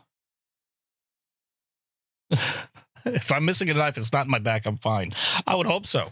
It's got to be somewhere. I think I might have done something. I might have put it in the wrong case, which happens way too often. I just got to figure out where. I have so many cases. Like I said, I prefer the tips to be bent downward, kind of like how these are. It's just a little less chance of snagging something if you brush up against something while it's in your pocket. At least that's how it usually is for me. I'm always banging into shit. And so there's just a little less chance that I'm going to bump into something and then end up trying to take it with me on accident. I like how these are bent downward. If I can't get a deep carry pocket clip like this, then I prefer to get something along the lines of like a pen style pocket clip, kind of like this here. This is the Remet Infinite Power. This is a pen style pocket clip. They're not deep carry, but these tend to snag the least when I have them in my pocket, just because they're nice and flat. They're also really easy to get in your pocket and get back out of your pocket without any issue. And those are the pocket clips that I prefer. And depending on whether you're left-handed or right-handed, obviously you want to make sure if you're left-handed that you can reverse or change the position of the pocket clip. If you're left-handed and you picked up the Seagull without thinking about it, you'll notice that the pocket clip on this one cannot be reversed, so you might end up having to carry this in a weird way in your pocket that you might not be comfortable with. I don't see why manufacturers leave it out. I would think it's an easy enough thing to do. But if you're left-handed, you're looking for a pocket knife, you'll want to make sure that the pocket clip is reversible. Like this is, you have another set of holes. You can just simply unscrew the pocket clip here and move it off to the other side. Okay, so that's another thing I look at on modern knives. One last thing, and this is something recently that I myself learned, and might not make some Spyderco people happy. But I mean, like I said, I still love my Spydercos. You know, nothing against Spyderco. I have plenty of Spyderco. I still love them. I will still continue to get them. But one thing I didn't think about. Now, this is the Spyderco Sage 5. Wow, I had to think about that for a second. This is the Spyderco Sage 5. One of my favorite Spydercos, if not my favorite Spyderco in the lot. I should pull out a couple others here. Let's pull out the Manix 2. We'll pull out the PM3. Okay, and just for shits and giggles, let's pull out. Let's see. I have a Native 5 and a Delica 4. There's a reason why I'm pulling all these out. I move this off to the side. That can go over there. I just hit my toe, and I do not need to be screaming into my mic. Let us not scream into the mic. That would probably be a good idea. Okay. So another thing that I would look out for, and it's not something that seems to occur often, but appears to be an issue that what was his name?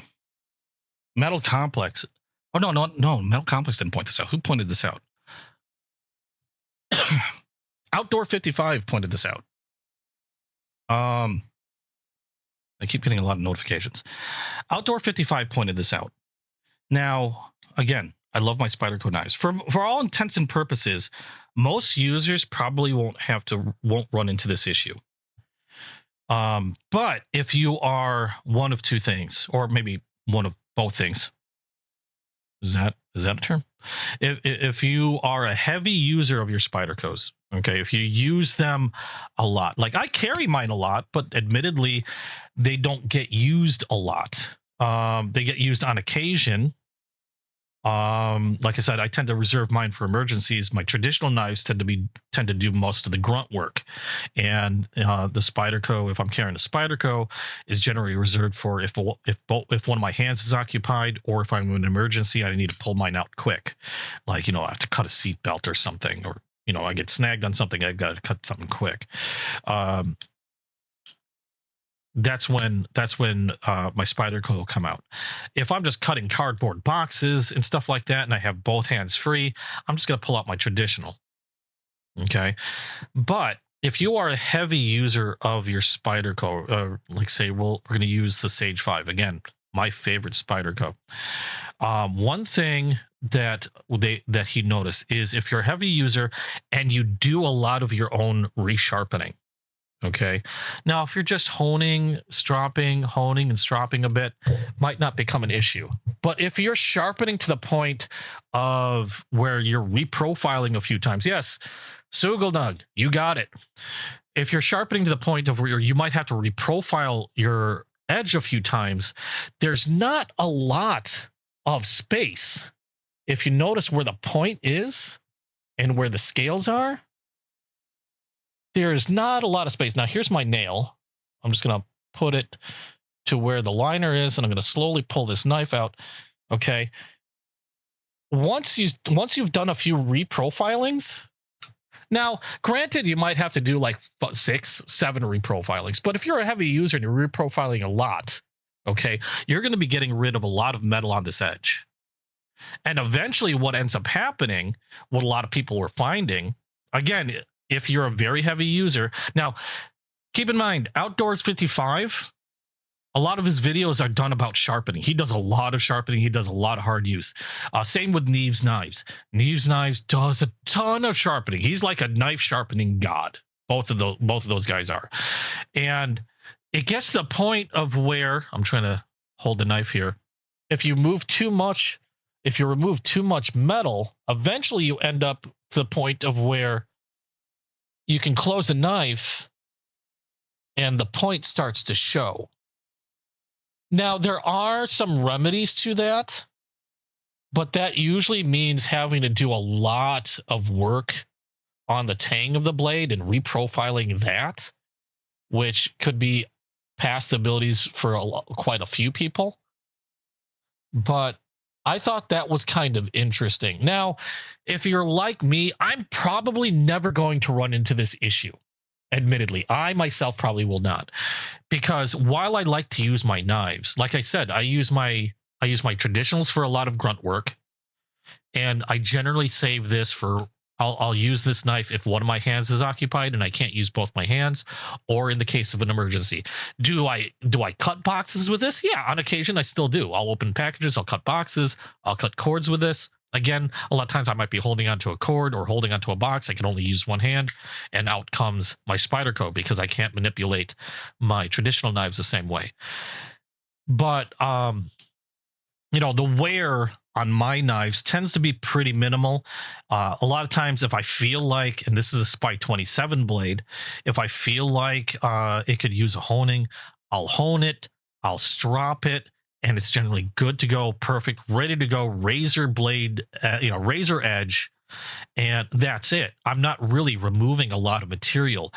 In fact, this knife will probably last me many, many, many years before I run into an issue like this, okay, where I remove too much material from the blade.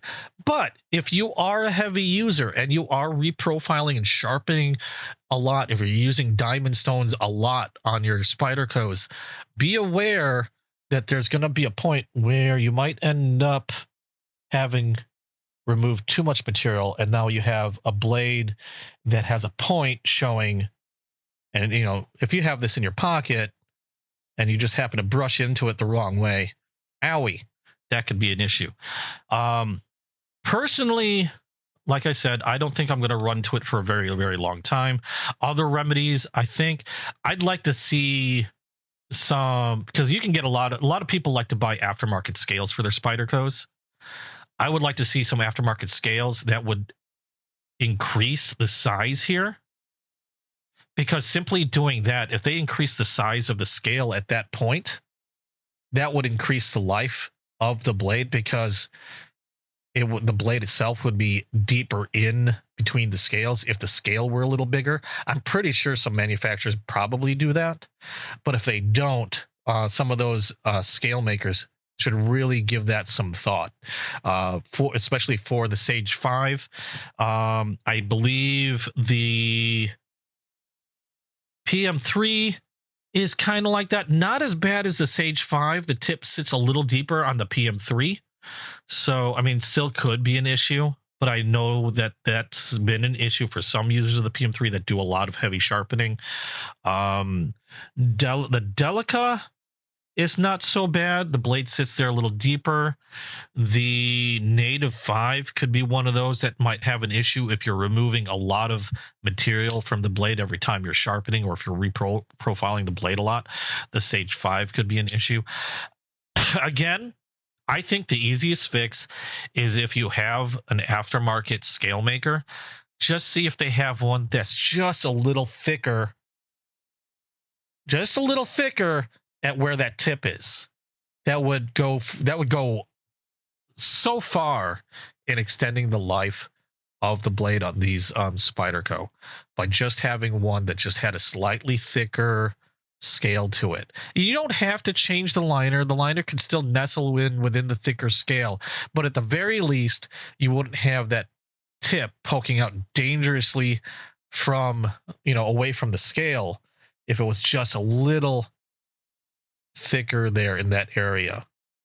I think that would work well, and might still be just a temporary fix until the point where you might have to reprofile the blade from the tang point or wherever, or just end up having to get a new Spyderco to replace it. I think that would be one way to go, is to redo some, or get like an aftermarket scale that would take care of that issue. The Manix 2, I don't think is as much of an issue. I think the biggest ones with that issue happen to be the Native 5, and it's the sad part is these are two of my favorite models. The Native 5 and the Sage 5 seem to be the worst in that regard. Again, they're my favorite models, but when it comes to that tip possibly showing with too much blade removal, those tips could show pretty quickly on those two models, it seems. You might have a little bit more leeway with the PM3, the Delica 4, and the Manix 2, from what I can see. But I could still see it being an issue eventually, depending on how often you sharpen your stuff. But that's another thing that I'm starting to look at, simply because it was something that that Outdoor 55 noticed. And since Outdoor 55 noticed, it's become a thing for me to look for. So for modern knives, that's a bunch of what I look at. And again, other things you want to look at when shopping for a modern knife: how well the locking system works for you, how easy it is to manipulate. If you're having difficulty closing the knife because the locking system is awkward for you, then that knife just very well might not be for you. So with any knife, I think if you can get a hold of it in your hand, either the one that you're buying, or if you have a friend that has the same model, ask if you can check his out, and that way you know if that's the right knife for you. You might not like this, I love this compression lock. Some people, you might not like this compression lock the way it works. It's a pinch and you close it. Some people might not like that. Some people don't like crossbar locks. Some people don't like the Manix has this, I forgot, it's like a ball bearing type lock that works, that you use similarly to a crossbar, but it's a lot stiffer. And some people might not like that. It's a stronger spring. So something to get used to.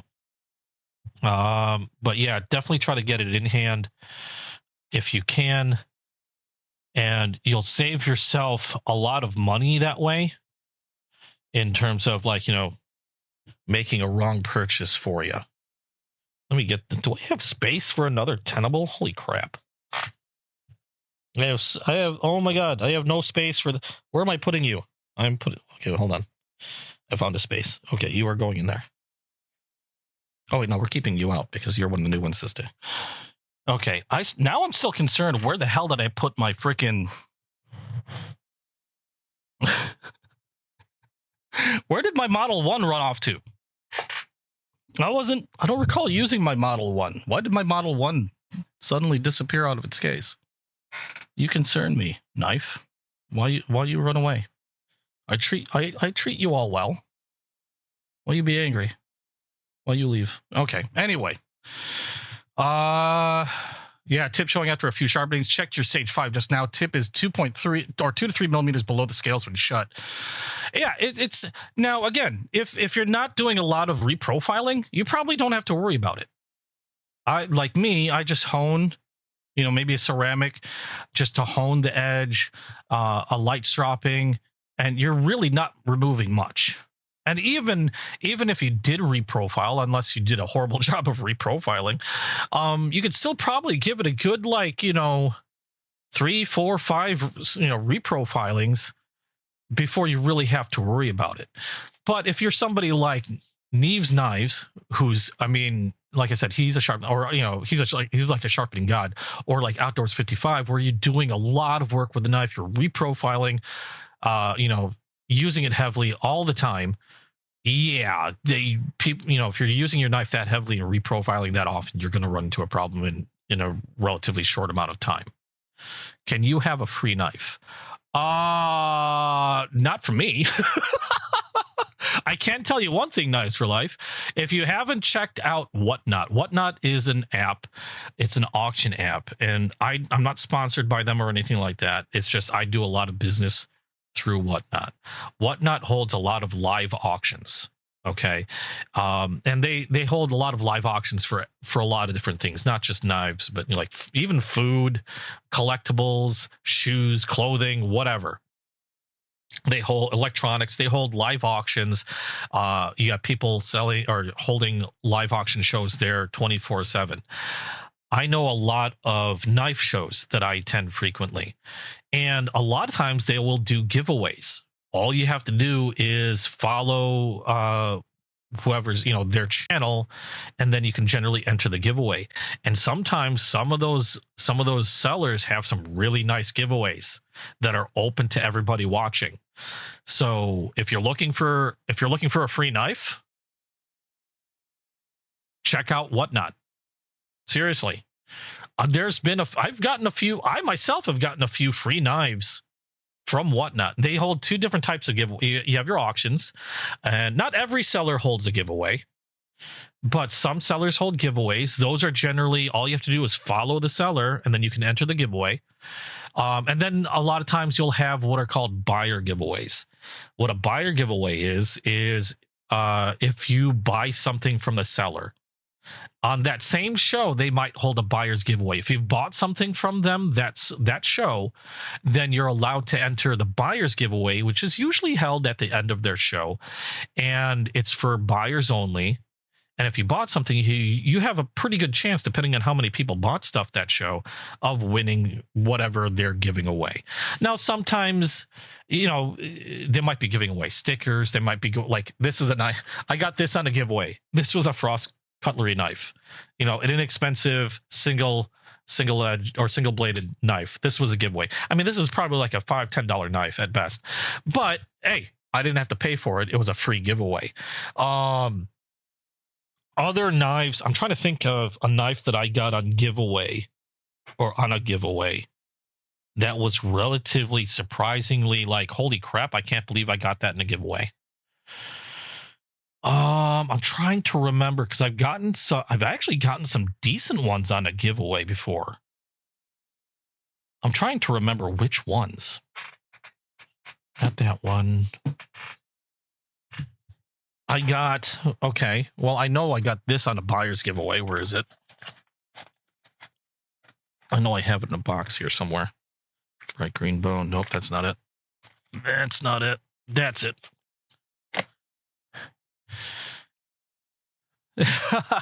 No free knife coming out today. This is an example of what could happen. Now, I bought a knife, from this seller. He was running a show. RL Simp was the seller's name. Cowbell Cutlery, RL Simp. He sells on Whatnot. I bought a knife during one of his shows and was then able to enter one of his buyer giveaways. He was actually running a few buyer giveaways. And I ended up winning this. This is a buffalo horn jig trapper. This is what I won from RL Simp during the buyer's giveaway. This is buffalo horn scales, two-bladed trapper, This knife generally is around about $100. Generally about $100. So yeah, I won a $100 knife. I mean, I've got other knives that were worth. I know I've won several others. I just can't remember which ones offhand. I'll have to look at my spreadsheet to really, because I know I've listed like wins on my spreadsheet. But that's an idea of what you could possibly get if you enter some giveaways on what. Now the buyer's giveaways are generally the best ones, but that means you have to buy something in order to enter. But some still give pretty decent follower giveaways, which are the ones where you just have to make sure you're following the seller. They still give out some pretty good stuff a lot of times. A lot of times they might be stickers, there might be something, something like that really inexpensive cheap knife or whatever. But yeah, sometimes you'll luck out. Sometimes you'll get one that, sometimes somebody will sponsor a giveaway and they'll have a slightly more expensive followers giveaway, and you'll have a chance to win, something completely free for, like that. Of course, your chances might vary depending on how many people are in the show and how many people are entering. Obviously, the bigger the show, the more people entering the show, your chances become a little less because so many people are in the same drawing. But at the same time, you still got a chance. And a little chance is better than, no chance, to be quite honest. So I either way, I'm always entering stuff. My girlfriend has won so many boxes of candy. I've talked about this before. She likes entering contests and winning candy. I have a quarter of my living room taken up by boxes of candy. There's so much chocolate in my candy. If I were to dress up as why am I forgetting his name? Charlie in the Chocolate Factory. What was his freaking name? Oh my God, my brain is not working today. Hey, William, how you doing? If I put on a top hat and a trench coat and twirled around a cane, you'd think I was in a chocolate factory. Let's just say that. Your bodacious is only 2 millimeters below the scales when closed. Hey, no worries. It's just something to keep in mind if you're going to be doing a lot of reprofiling. If you're just doing a lot of honing and stropping, you probably won't run into any. Willy Wonka, thank you, Cobunny, I appreciate it. If you're just doing a lot of honing and stropping, it'll still probably last you for like frickin' ever. So, I'd only worry about it if you're really taking it to a diamond stone all the time. But yeah, something to keep in mind if you have a Spyderco. Again, I love Spyderco. I'm not trying to knock them down, but it is definitely something that I hope Spyderco addresses at some point. And it doesn't take much, just a few changes here and there. And, that should remedy the issue, no problem. Also, something, again, that other scale manufacturers could look into is just making their own scales, make an adjustment for that by being a little bigger in that area, thus giving a little bit more space and allowing a few more sharpenings to occur before it becomes a problem. Wilbur Wonka. What? You won a knife and silver on whatnot. Hey, congrats on that. I've won a few knives. I've won a bunch of stickers. I've won a few I've won some patches from, if you know who Melissa Backwoods is. Love that woman. She's awesome. I won a few patches from her. But yeah, that's if you want a chance at a free knife, I would definitely check out Whatnot. Again, I'm not sponsored by them. I just do a lot of business through Whatnot. I've made some really good relationships there. I've met quite a lot of really awesome people, and I've unfortunately also spent a fuck ton of money on there. So it's a double-edged, we're talking knives. It's a double-edged knife. Whatnot's awesome until you start getting really spendy, and it's really, really easy to get really, really spendy on Whatnot. So do be careful. Do be careful on there. I'm speaking from my own experience because I myself have gotten really, really spendy on Whatnot. And I myself know I've got to tone it the hell down. I've really got to tone it down. Melissa Backwoods is awesome. And she actually holds, Melissa Backwoods will sometimes hold a show on Whatnot. I don't know how often. You know what? I'll take a look because what the hell? Why not? Let me take a look at Whatnot. Keep in mind, you do have to have a form of payment set up if you do join Whatnot because it is an auction app. And they want to make sure you're legit. So you're going to probably have to have some type or some form of payment, like a credit card, checking account, whatever, if you want to join Whatnot. So yeah, just keep that in mind. I don't see Melissa Backwoods holding a show right now. I don't know when she's holding her next show. Let me see here. But Melissa Backwoods does hold shows on Whatnot now and then. A lot of times she's selling knives out of her collection. Usually it's to make room for more knives or so she can get more knives, even though I know she gets sponsored quite a bit, I think.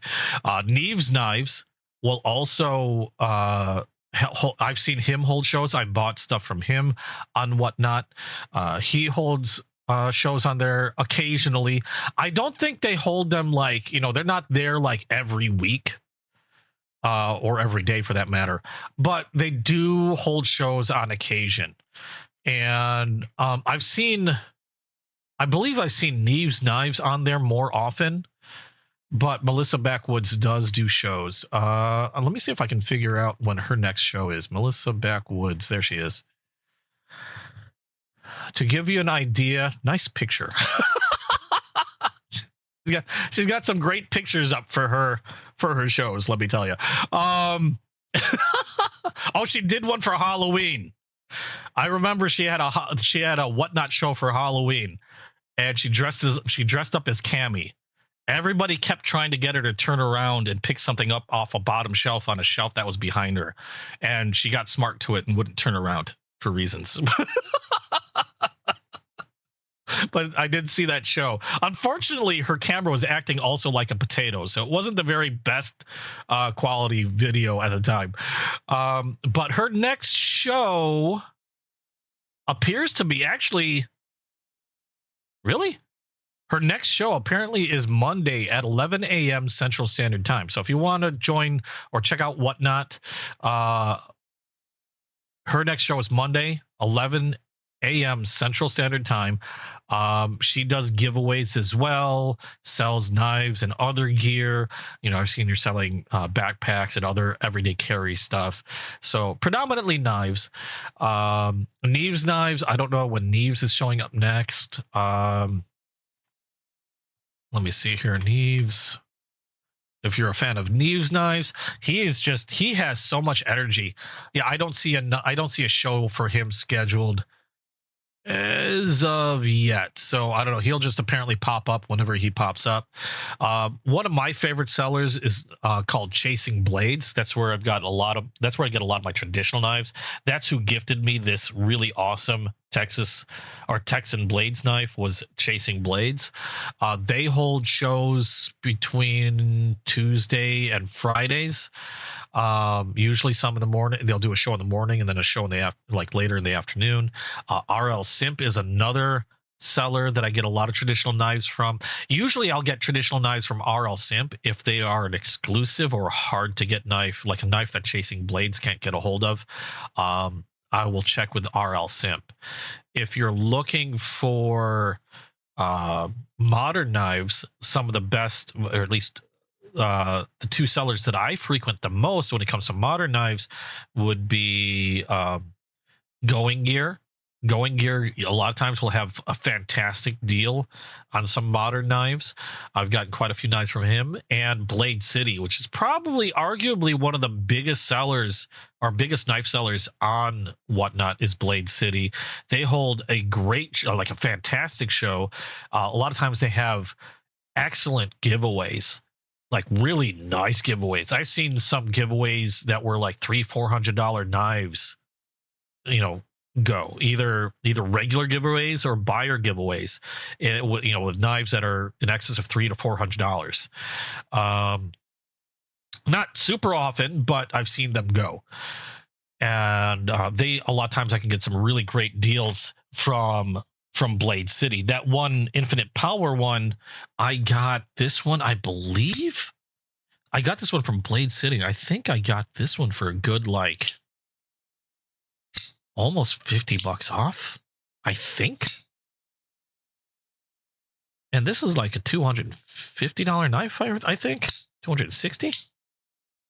I think I actually paid, roughly around maybe $210, $220. So no, not $50 off, like $30-40 off around there for this Remet Infinite Power. But you can get some pretty darn good deals. The only thing you have to keep in mind, though, when dealing with Whatnot, is while you can get a good deal, keep in mind that it is an auction.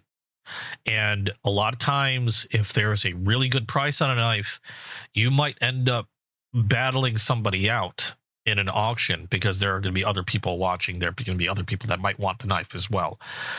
So go in there knowing what you want to spend, like how much you want to spend, and just sometimes you might not win the knife that day. It's just sort of how it goes.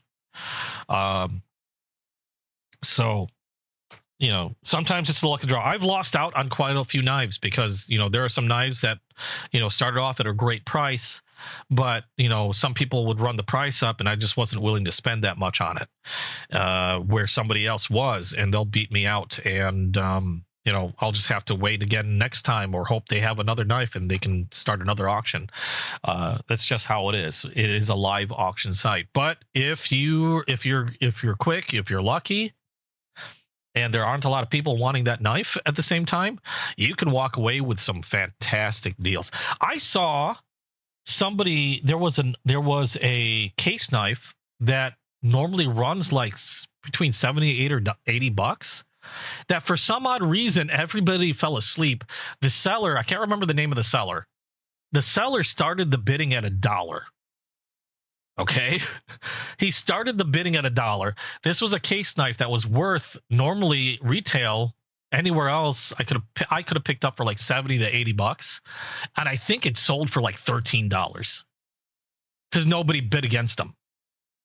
And I think everybody either else fell asleep or nobody was paying attention, and somebody got it for 13. Now, that's it. He won it for 13. The seller was just like, well, shit.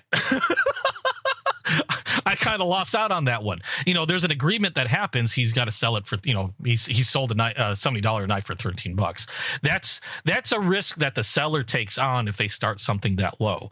But that guy that guy got lucky, got like a $70-80 knife for $13, and plus shipping, which is usually about like $5 to $7 or something like that for a knife. So if you're really lucky, you can walk away with some amazing freaking deals. Going to go play some robot thieving game with Amy. All right, have a good one. Mic drop. Thanks for stopping by. Hope you have a good one. You got a Japanese Gurkha Kukri prototype for only $4. Nobody else bidding it. Yeah, sometimes that happens, and you just get lucky. Other times, like for example, this one, I bought this again. This one was $100 knife. I got lucky because I got it when it dropped at the retailer. And its retail cost is $100. When these went up on auction, they were going upwards of $300. On eBay, I think the closest one is like 280 something, was it? But I forgot how many bids.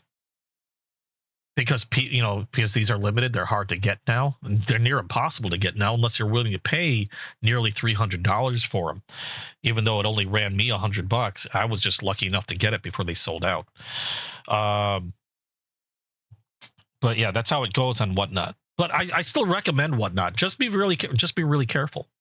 because it can be pretty addictive because there's a lot of stuff they sell there: food, candy, knives.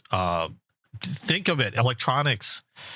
Um, my girlfriend got a lot of candy and food from them, and my girlfriend also bought a lot of freaking Labubus, which are all staring at me from my the top of my dresser. Excuse me. So just be careful. We were talking about what to look for in modern knives if you go shopping for a modern knife. Things to watch out for, things to be careful of. The other thing we can talk about, we'll talk about what to look out for when you're shopping for traditional knives. Traditional knives, I think some people tend to have. I know I have a little bit more leeway on. Now, when you're looking for a traditional knife, of course, you have so many different patterns. You have so many different materials. For the most part, they generally stick to a set number of patterns, like sow belly, a stockman, trapper, sodbuster junior, or workman knife, things like that. There's a large variety of patterns. But even between different manufacturers, they still tend to stick around those same patterns. It all comes down to like what kind of pattern you like. Sometimes they might have different sizes. So what type of size, what pattern, what materials? Do you want something synthetic like this green Kieranite? This is synthetic. Do you want something that natural bone? Like this is a peanut butter. This is actual natural bone scales. This one's a single-bladed axe handle. This one is a three-bladed. This is called a sow belly, a three-bladed sow belly. Other patterns include trappers, which were one of my favorite things to collect. This is a trapper knife. This is a two-bladed trapper knife it was a sky blue bone that I actually burnt myself. So I toasted that one. That's a trapper. That's another sow belly. What's another knife? They come in a lot of different varieties. This one is a synthetic green muskrat. A muskrat is a two-bladed knife. They have the same blade on either side, on both or each side. That's a muskrat. So it all depends on your personal preference. Some people like certain knives for one reason or another. Like this is Mike's from Chasing Blades' favorite pattern is a muskrat. And the reason why it's his favorite pattern is because you have a California clip blade, okay, that you can just it's versatile, can be used for a lot of things. And if you're using this quite a lot and this blade started getting dull while you're out in the field, say you're skinning stuff, you're hunting or whatever, you're using it camping, and this side starts to get dull, then you can easily switch to the secondary blade. And the secondary blade is exactly the same as the main blade, same clip point, same size, same everything, and then you're off to the races again. You don't have to worry about it being a different blade, having to change the way you cut anything, because it's exactly the same blade. That's why Mike from Chasing Blades likes these muskrats. It's his favorite pattern. My favorite pattern has been quickly becoming these sow bellies, because I like the fact that you have three different blades there. You have your clip point, your Warncliffe, or I'm sorry, your clip point, your sheep's foot, and your coping blade. So you're always going to have a nice sharp blade ready to go, and it feels great in the hand. This is actually Mike's second favorite pattern. It feels great in the hand because of that curve of the handle. And my other favorite has now become these axe handles. I like these axe handles a lot because I love the feel of the handle. It is a single blade. The clip point is a nice versatile blade, and it has a half stop, which you don't see too often on some of these larger knives. It has a half stop, which is just another like little added safety feature when you're closing it. There's less chance of you closing it on your hand by accident. But these have quickly become some of my favorite patterns for these case knives. Other favorites are like where did I put one? I had it out here and I just realized I might have put it away. Where'd you go? I put you away, and now where are you? Nope, that's not it. Yep, that's it. This is a Sodbuster Junior. This is also a single blade. This was one of my favorites before the axe came out because it's essentially somewhat similar, except you don't have a half stop. You have a slightly different profile. This is a drop point blade as opposed to a clip point. Still love these knives, though. This one is a Tequila Sunrise that I toasted actually last week. I added a little burn to the edges, and now I kind of call it either an Autumn Bone or a Tequila Sunset. I think it looks pretty neat. But this is a Sodbuster Junior. Really handy, great knives. Like I said, whenever I carry I always carry a traditional and a modern. And the traditional knife, if I'm carrying a traditional knife on me, that usually does most of the cutting if I'm going to be using my knife a lot that day. It's usually my traditional knife that does a lot of the work. And I reserve my my modern for emergencies, or if my other hand is occupied and I can't use both hands. But there are several things you need to watch out for when looking at a traditional knife that I think some people tend to overlook. And it's a lot harder when you're buying a traditional knife online, because, again, the same thing applies with a lot of modern knives. If you can get a hold of it's best if you can get a hold of the knife that you're buying, so that way you can go over it with a fine-tooth comb before you make your purchase. Okay? And reason being is traditional knives tend to have the most, I'm going to say, issues with QC. Okay? Now, I love case. I will continue to collect case probably for a very long time. It's become one of my biggest sized collections are my case knives. But even I have to admit that there are quite a few QC issues when it comes to case knives. So if you're ever looking at a case knife, it's always best if you can get it in hand and look at the knife yourself before you make your purchase. Now, if you're purchasing online, this is another reason why I like Whatnot, and another reason why I've developed a really good relationship with some of these sellers, like Chasing Blades, for example. I buy a lot of knives from Chasing Blades, and the reason being is when Chasing Blades is holding their shows, he will show you the exact knife that you're going to get. He will open it up. He will take a look at it himself, and if you want to look over it, he can bring it closer to the camera so you can take a closer look at it through the camera. And if he sees something he doesn't like on the knife, say he opens the knife and there's a lot of scratches on the blade and it looks kind of bleh, a lot of times he won't bother selling it. He'll be like, oh, can't sell that. He'll put it back in the box and he'll return that to case himself. But otherwise, he'll look over the knife, allow you to look over the knife, and then you can make your choice on whether you want to purchase that knife or not. And that's, if you can't hold the knife yourself, at the very least, you can have somebody go over it, look at it for you, who is also knowledgeable in that. Things to look out for with these traditional knives is, first of all, spring or snap, or you'll hear a lot of different terms, spring, snap, walk and talk, things like that. And the reason being is a lot of traditional knives, for the most part, you have lockbacks, you have things, you even have like bolster locks and stuff. But for the most part, most traditional knives, the majority of the traditional knives tend to be slip joints, meaning that they're non-locking knives. They have a spring on the back. This one has 2 springs. Usually it's 1 spring per blade. Sometimes multiple blades might share a spring, but it's usually 1 spring per blade. You see these backliners here? These are each metal springs. And that's what keeps that tension. That's what keeps the knife closed and also provides the resistance when you open the knife. And you'll see it sort of snap open. It's because of this spring. In fact, if I push this halfway, you can see the metal spring kind of push out a little bit.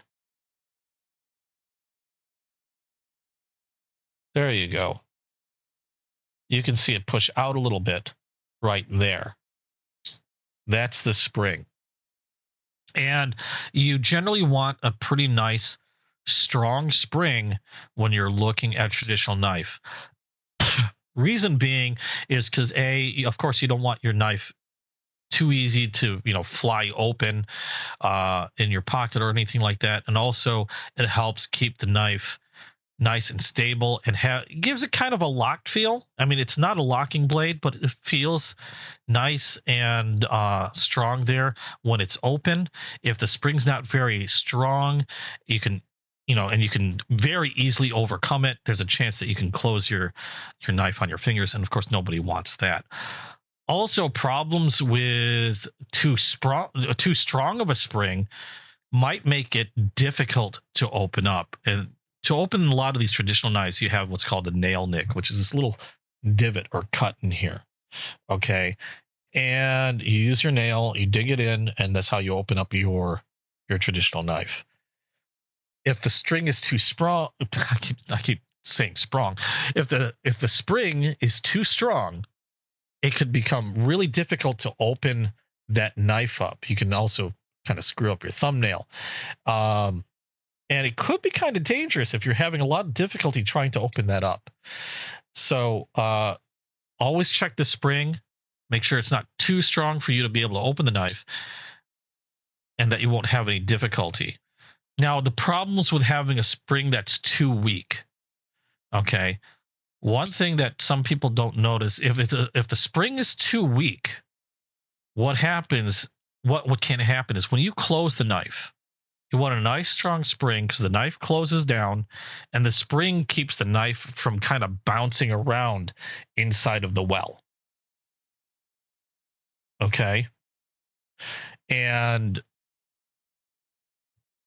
if the spring is too weak, what happens, you snap the knife shut, and the blade actually moves farther before finally settling in. Okay. The blade will move past the point of where it's supposed to stop and then snap back inside of the well. And what happens is the blade edge will bounce off that spring that you can see inside there, the liner. That's also the spring. If the spring is weak and you snap that blade shut, it'll bounce off and it'll actually roll the edge, and you'll end up with a small rolled bit that gets dulled on the edge of the blade. If your spring is of a nice tension, nice and strong, that generally doesn't happen. But on some traditional knives, here's one that I keep as an example. This one is, admittedly, this is a really cheap knife from Bear & Son. I think these go for like under $20, like $10 or so. You'll see here, okay, nice edge, okay, pretty clean. But if I were to do this, and I've done this a lot, so I know what's going to happen. The spring on this seems nice and strong, but it's a little weak.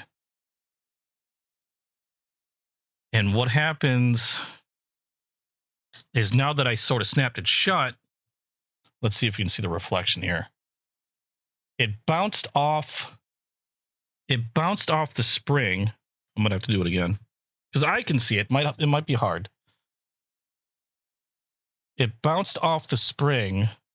There it is. Whoop, it'll focus. It bounced off the spring and rolled right. God dang it. Focus.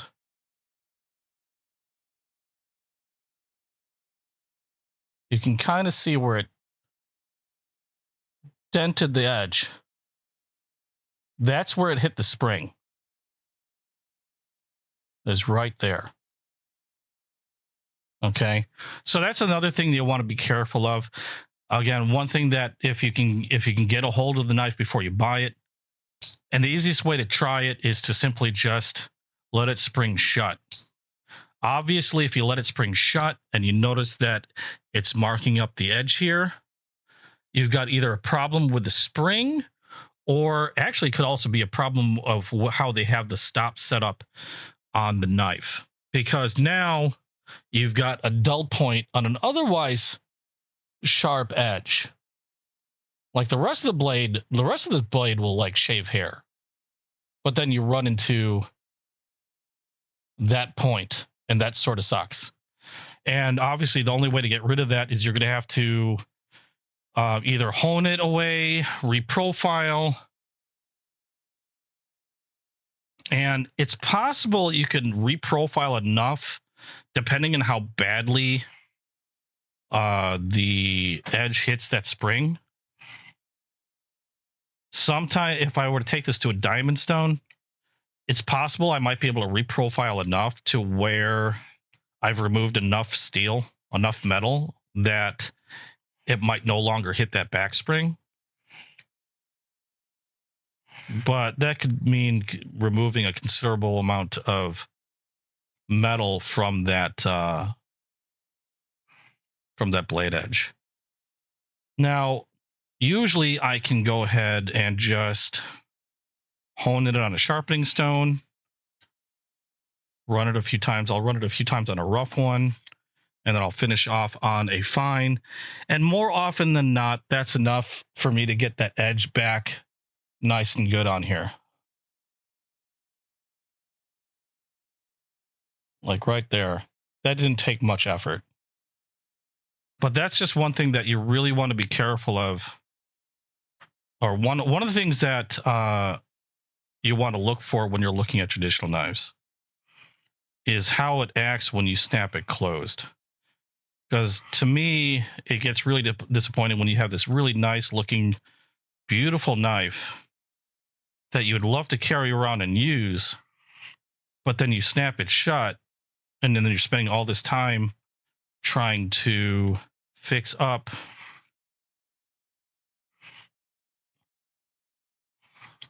the edge. So now that's better. Now I don't see the dull spot. Now, unfortunately, I know if I were to snap this shut, I would end up denting that edge again. And the only other way to deal with that, if you don't want to have to keep honing and stropping,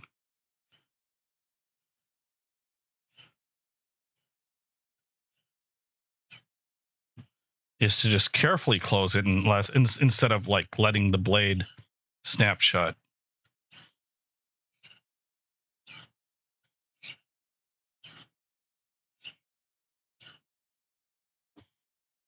So we are back to, razor sharp. Give that a quick test.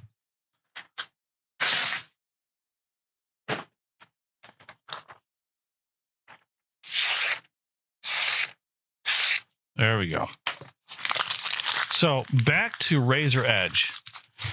Now, because I know what it will do if I snap it shut, the only thing I can do right now is just to sort of walk it closed and make sure it doesn't snap. So something to keep in mind if you're looking at a traditional. Other things that I would look at if you're shopping around for traditional knives is check the scales. If you have, actually it doesn't matter if it's like bone or synthetic, because I've seen it happen to either. It doesn't happen as often on synthetic scales. More often it happens on bone scales, on scales made of natural material like antler, bone. I'm trying to think. Sometimes wood, it'll happen as well. You'll want to take a look at the pins. And the pins, you can see these little brass pins on either side that hold the scales together to the blade. And what you're going to look for are little cracks. You don't want any pin cracks on a brand new knife. And a lot of times, if bone's going to crack, it's going to be where the pins are. So you'll want to watch out for that. So another thing that you want to inspect, make sure there are no cracks. To give you an idea, I have one here that this one cracked because of me, admittedly, because I toasted the hell out of it and I was doing some experimentation. You'll notice there's a hairline crack there. It can happen at the shield. More often it happens on where these pins are. So that's another thing to look out for when you're looking for a traditional knife, is make sure there's no pin cracks.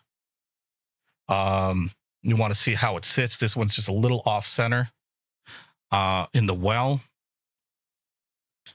And the reason why I look for that is because if they're too off center, you'll get what's called blade rub, and you'll have a lot of scratches where this might be, like if this is too off center to where it's hitting the brass liners, you end up with a lot of blade rub on that side. And some people don't like that. They prefer their blades to be perfectly centered. For me, I know I give it a little leeway. As long as they're not really rubbing up against the edge, I generally don't have a problem. The most often you'll come into blade rub, and blade rub doesn't really bother me. Some people it bothers them quite a bit. But you're going to run into blade rub a lot when you're dealing with knives that have multiple blades. Like, we'll take the sow belly that was just showing. Put that knife away. A lot of times you'll have blade rub on knives like this because you have multiple blades sharing usually the same well. In this case, it's like one big well. I think, does this have a divider? No. No, this does not. So you essentially have one really big well. I'm trying to open this up without lopping a finger off. Like this has one really big well, and all three blades are sitting in there. And you can see that this has two springs. Each of these uses one, or this has its own spring, and then the second and tertiary blade are both sharing a spring. But they're all in one well. And it's really hard, admittedly, to line all these guys up to the point of where they're not hitting each other.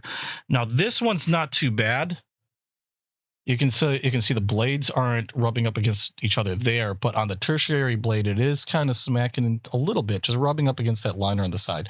Not that big of an issue. It doesn't bother me too much. So you get a little bit of blade rub. This is what I'm talking about by blade rub. This is very faint. You see a little bit of scratches there. It's not that bad, though. Now, for me, I like to use my knife, especially my traditionals. I like to use my traditional knives. So that doesn't really bother me too much because this is going to be one of those knives that'll end up going in a pocket and I'll be carrying once in a while. And admit that blade rub is not bad. I've seen a lot worse. But you're going to see it a lot more often in knives kind of like this, where you have multiple blades sharing a well, because sometimes you'll just have blades rubbing up against each other in that same well. On things like trappers, where they have their own individual well, this one's not too bad. The secondary and the main are pretty well centered in there. That's another thing you're going to want to look out for, is how well they sit in there. And this one was a pretty good example. It's another thing to look out for when you're looking at traditional knives. And then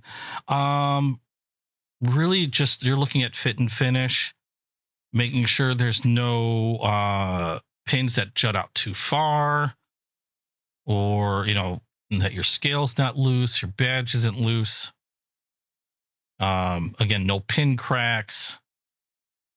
Case actually does a pretty good job, but at the same time, I know they've had QC issues. I've seen some pretty bad cases, to be quite honest. But I still love them because they have some of the most beautiful knives. I love the materials they use.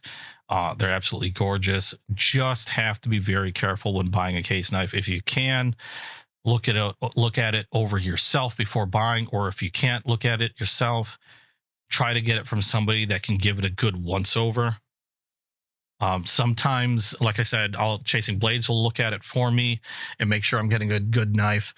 If I'm getting it from another retailer that's not an auction site, then sometimes you can send a note, and or if you talk to them on the phone, some retailers are nice about going over the knife for you if you ask, but a lot of times you'll have to ask first.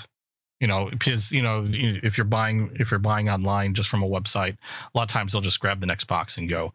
But if you're calling them, you can ask them, and a lot of times if they're really good about it, they'll go over the knife for you, make sure you're getting a good one before sending it off to you.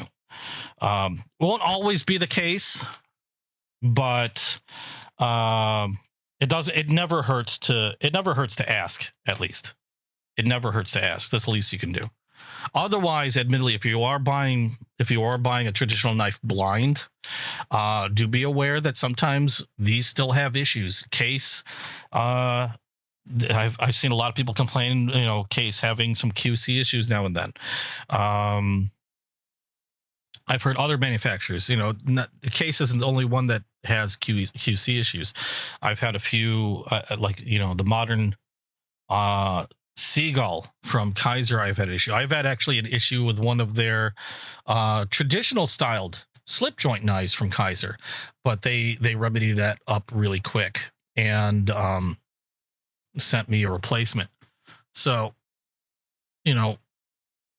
be sure you talk to them, ask them. Don't be afraid to ask questions. That never hurts, and it helps keep you from hopefully getting a really bum deal. Like, this is the one that I had an issue with before. This is the replacement I got. I remember I got this from Kaiser. This is their trestle. It's a traditional styled slip joint knife. You got a half stop here. This one happens to be a Damascus acid washed blade, which is why you get a little color in there. And what happened with my original purchase was it seemed like they had dropped whatever or left droplets of whatever etching chemical or something that had stained little circles on the blade itself. I don't know if I still have the pictures of them, but there were little droplet markings on the blade that you could not wipe off. They were actually etched on the blade. And also, for some reason, they had a lot of epoxy that seemed to leak out from under the scale till there was like a little lump of epoxy that you could not take off. It was just hardened epoxy. I could have possibly filed it down, but I would have ruined everything else on the blade handle itself. So I called them up, showed them pictures of what the issues were. They understood and sent me a replacement. I shipped the older one back, and this is the knife that I got in replacement. So even big names aren't immune to having QC issues. Kaiser, being a big one out there, they pump out a lot. Case, probably one of the most popular traditional knife makers out there, but yeah, they have QC issues. Nobody's immune to it, which is why I suggest trying to be able to look over them before you buy. Sometimes you can't, and hopefully you'll be purchasing from a retailer that has a good return policy or something. Or, like I said, call them up when you order and see if there's somebody that can look over the knife before they ship it out to you. Never hurts to ask. There you go. Those are probably my best suggestions when it comes to what to look out for when purchasing a modern knife or purchasing a traditional knife. Just be careful is the best way to put it. It never hurts to check and recheck and check again. Or just ask somebody to check for you, because it could end up saving you quite a bit of a headache. Because I don't know anybody that doesn't get a headache out of, buying a knife and then getting disappointed when it comes in because there's something wrong with it, or buying anything for that matter and then getting disappointed because there's something wrong with it.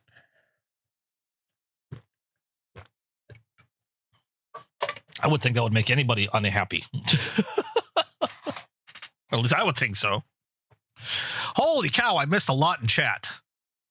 Cobunny's been busy.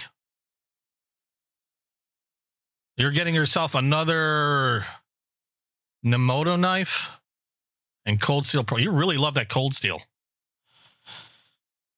I kind of miss the old Cold Steel, though. I loved it when they were doing their testings and stuff. They were goofy, they were weird, but when they were doing all their testing and chopping at blocks of wood, swinging at hanging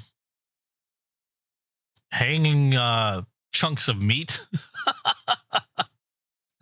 the guys at the old Cold Steel were characters. I loved them. They were goofy, but they were great. And they were admittedly really fun to watch, even though they didn't have the best form when it came to maybe using some of their knives and stuff. I mean, they were just big dudes taking baseball swings at shit. It was still fun to watch, but you know what? They had a lot of they really had a lot of faith in their knives. They had some really well built shit, and then I don't know, a lot of corporate stuff changed with them, and they don't. I don't know. They're not. Their knives are still good, but at least the company just doesn't seem to be what it used to be. They seem a little bit more. What's the term I'm looking for? Sterile is the only way I can put it. They're not as big as a name that they used to be in the knife world. They still put out some really good stuff. But I kind of miss the old Cold Steel with the goofiness and the, watch us chop at a tree with this little pocket knife and see how strong our knife is bit. I loved that stuff. That stuff was fun to watch. And my last Cold Steel I got was this Recon 1. I actually really like this sucker. Pretty nifty little knife. And relatively inexpensive.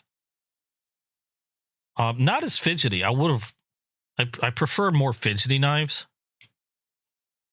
But not bad. Kind of reminds me of like a less expensive version of a Native 5 or a Delica 4. Just with a better lock, because the triad locking system is actually really fantastic. It's a really solid, super strong, I believe like 800 pounds it can withstand before failure. And I remember one of the things they would do is they would clamp this on something, and then they would like hang weights off the sucker, and they would keep putting like plate weights on it until it finally would fail, and they'd reach like 800 pounds or something like that. And I can't remember how strong, but I believe around 800 pounds of that it could withstand before the lock would fail, which is friggin' amazing for a version of the back lock. Really, they made a vast improvement on that. Other than that was kind of off the cuff with things to look out for when purchasing a modern or purchasing a traditional knife. What else can I fill the time with? Let me see here.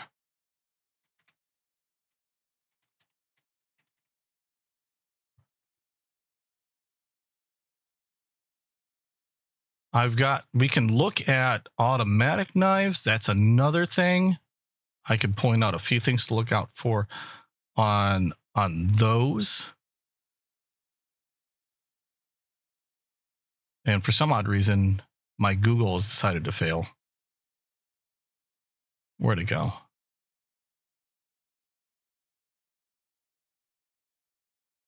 There we go.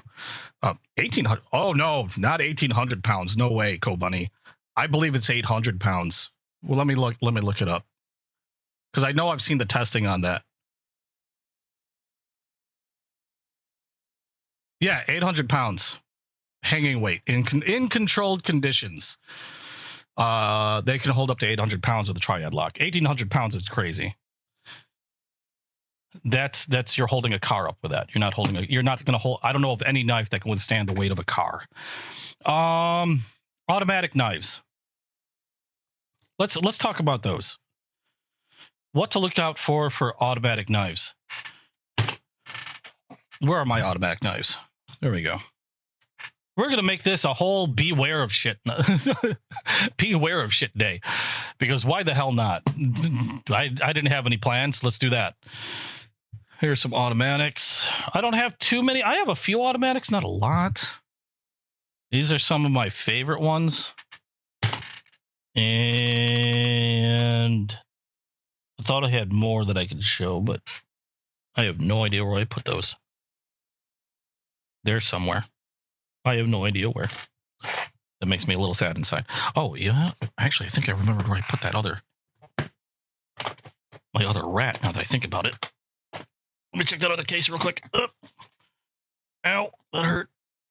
Found it. It was in the wrong case.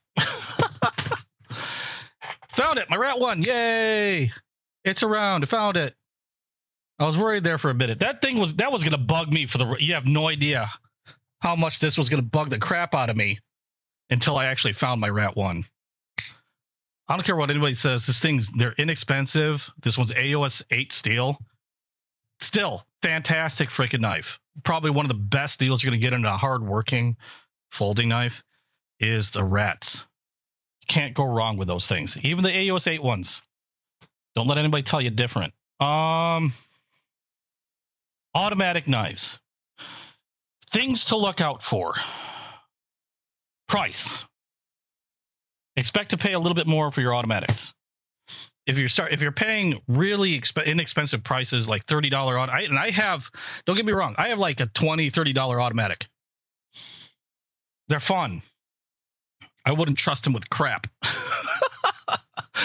I might open like soft packages with them because, to be quite honest, I don't think they can handle much more than like a soft bag or something like that. A good automatic knife is probably going to cost you a bit.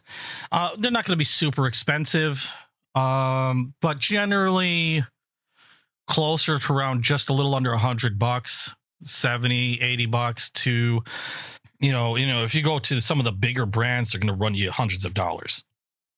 Now, the ones that I have here, things to look out for, some of the most popular automatics are going to be your out the front ones. And I believe John Wick has a lot to do about that.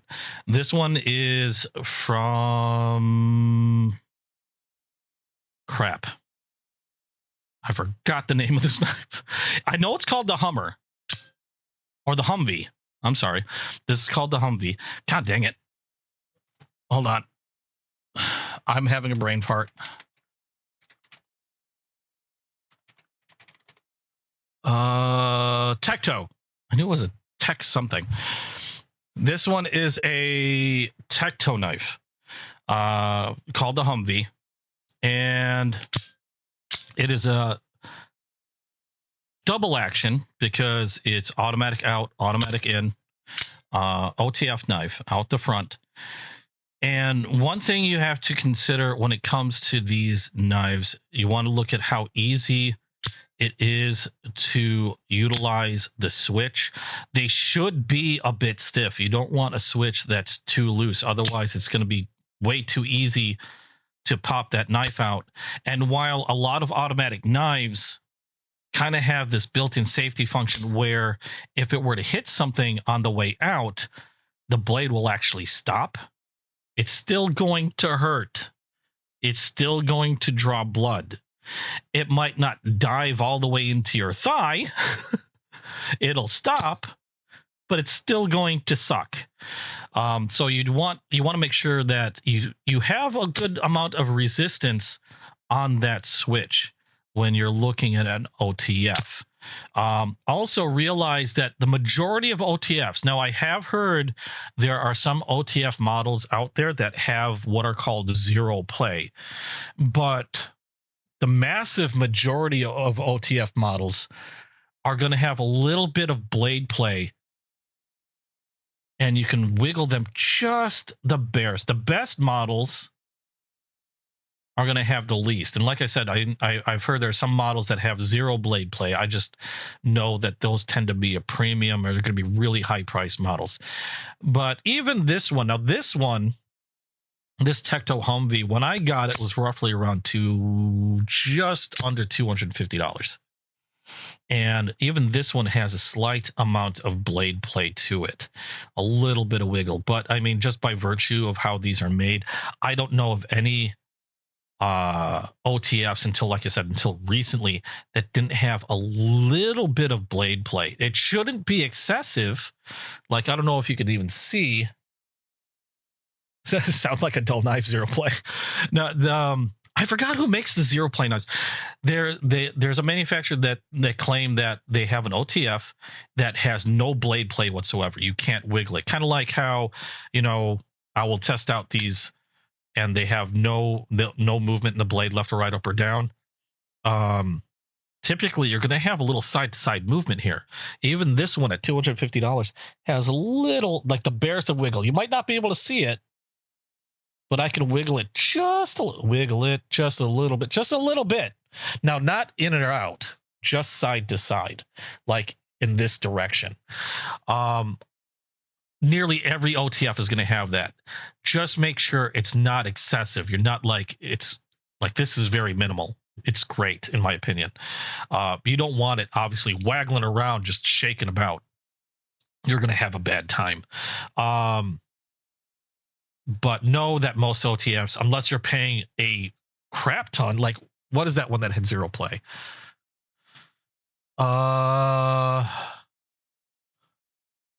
Let's see here. Zero play OTF. I think they're Microtech. Yeah, Microtech. The Max Ace.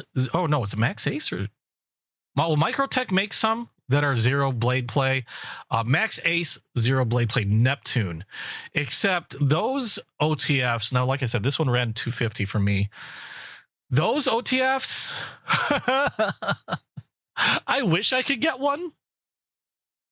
But we're looking at, what's the cheapest one they have? What's the cheapest one that they have? $436 is the cheapest Microtech I see that has the zero blade play with an M390 stonewashed blade on it.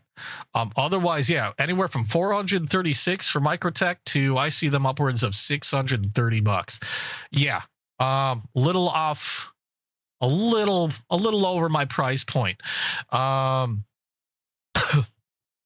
Pretty pricey in my opinion. But just make sure it's not excessive, and you're generally going to be okay. You're also going to want to look out for any loose bits, things like that. I just noticed that for some odd reason, my glass breaker was slightly unscrewed. I don't know why. They're generally going to be pretty weighty. And you want to have a really strong feeling spring. When I actuate the OTF like this, again, you want a stiff switch because you don't want that just sliding about.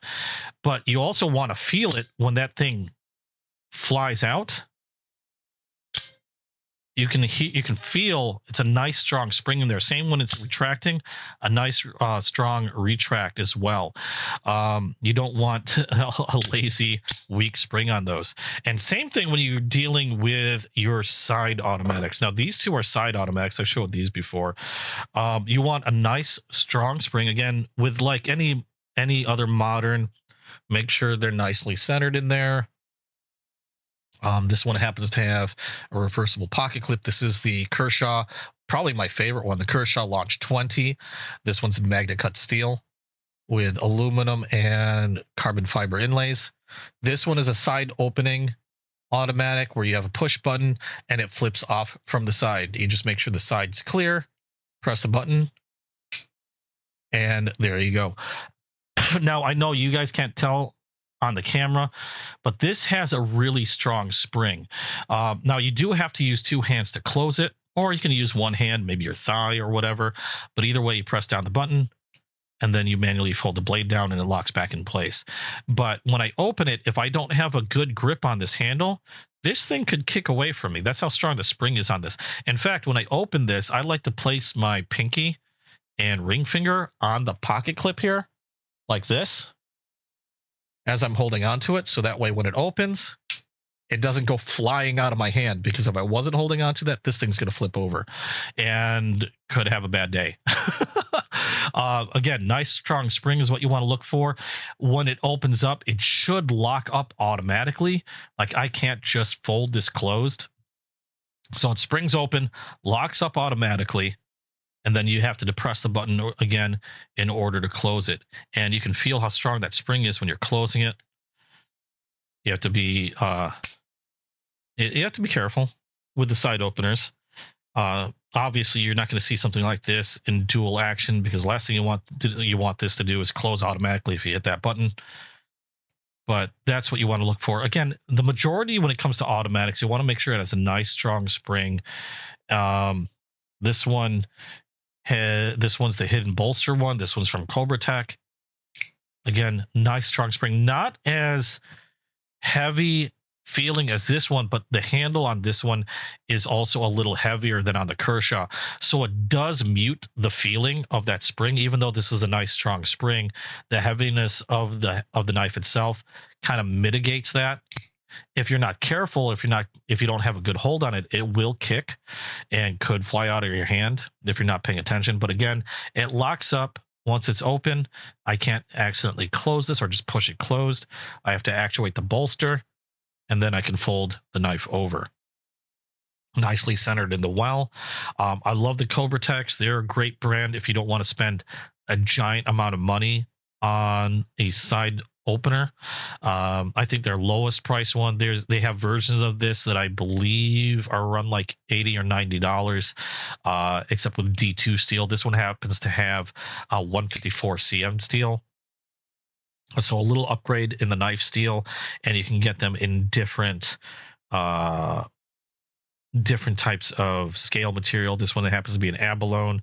I've seen bone, I've seen antler, I've seen, I believe, wood as well, depending on the type of steel that you also get, because it's either going to be 154 cm or D2 steel. The D2 steels are going to be a little less expensive than the 154 cm ones, just to give you an idea. But these are some of my favorites. Kershaw is probably one of my favorites when it comes to automatics that I don't want to spend an arm and a leg on. I think they do a fantastic job with their automatics, really strong springs. And also, they've actually had these tested, and their hardness for their Magna Cut, this one happens to have a Magna Cut steel blade, is done really, really well. For it's at the high end of where Magna Cut should be in terms of hardness, their HRC level. Taylor from Steel Hardness Labs did a test on that, and that was really good to see that these came in as being really well heat treated and done really nicely. Not much else to say that can't be shared with a lot of the moderns on the automatics. I think the biggest takeaway really when it comes to the automatics is if you're going to get an OTF, just be aware that the majority of them are going to have a little bit of blade play. Just want to make sure it's minimal. And also you'll just want to make sure that it has a nice strong spring to that. And when you open it up, you can really feel that snap. You don't want something that is too weak feeling, otherwise it might not lock up properly when you activate the button. But I think that's all I can really say on the automatics. I don't know why this has a glass breaker. I always hated glass breakers. Glass breakers never really work the way you think they would. Glass breakers on knives are generally pretty horrendous, but some people like to see them on a knife. This happens to have one. I just liked the blade. I just thought it was really cool until I realized it's bigger than what I could carry.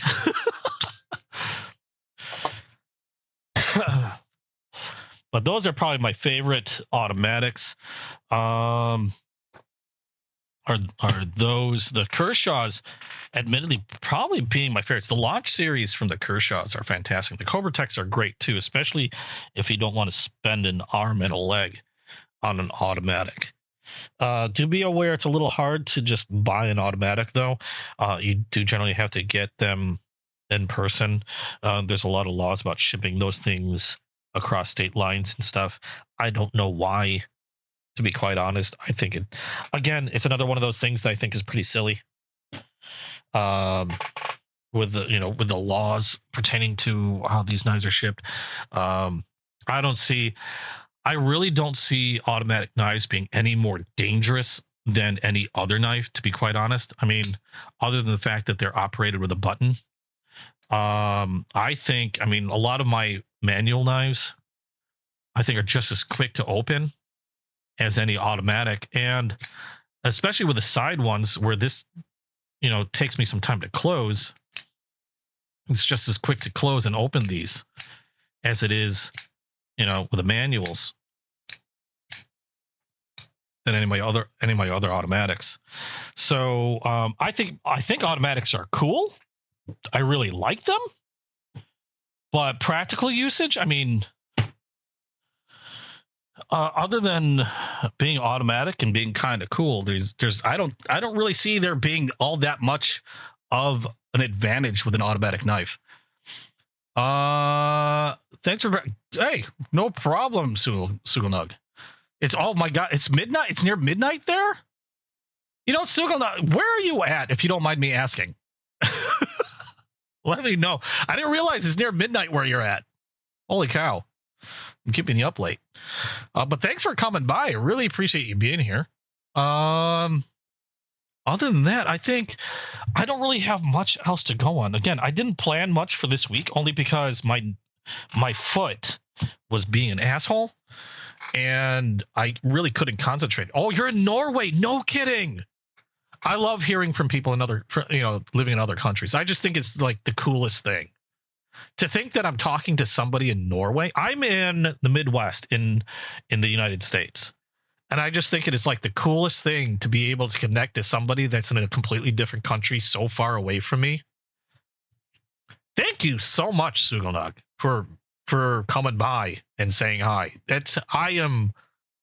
I am truly honored that you would spend time with me and chat with me on my little knife channel here. I just think that's really cool. Say hi to the rest of Norway for me. I really do appreciate it. Really do. It's really neat. I think that's one of the coolest things about running a channel like this, or just running any channel, like my gaming channel. I have a gaming channel where I play video games. It's the amount of people that I get to meet in other countries is just super cool. And I meet some of the nicest people. Some of the nicest people.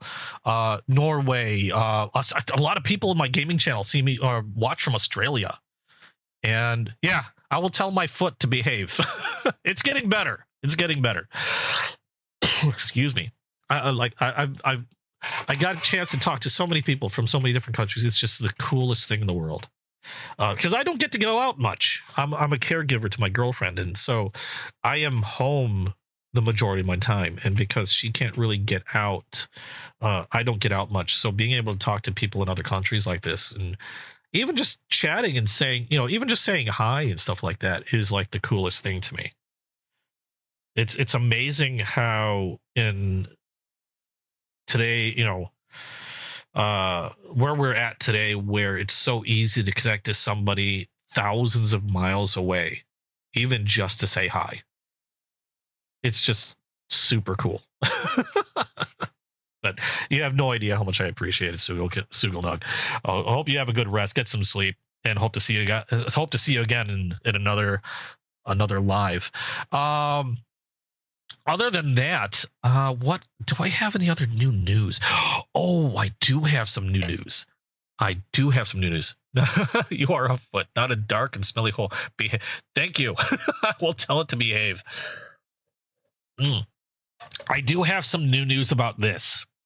If you have, now I haven't come out with a video on this one because I keep waiting to hear more or find more information. This is that HX Outdoors knife that I've had for quite some time now. And the reason why this one is an odd one is because this knife is under $50 on Amazon. Now, what makes that so special? Well, this HX Outdoors knife that's under $50 is advertised as having a titanium alloy scale. Okay, so we got a titanium alloy. Now, they do say titanium alloy. I don't know what that means. I just hear titanium. Okay, normally titanium you see on a lot of premium knives that are in excess of over 150, 200, 300, even more than that, monies. They tend to be really expensive.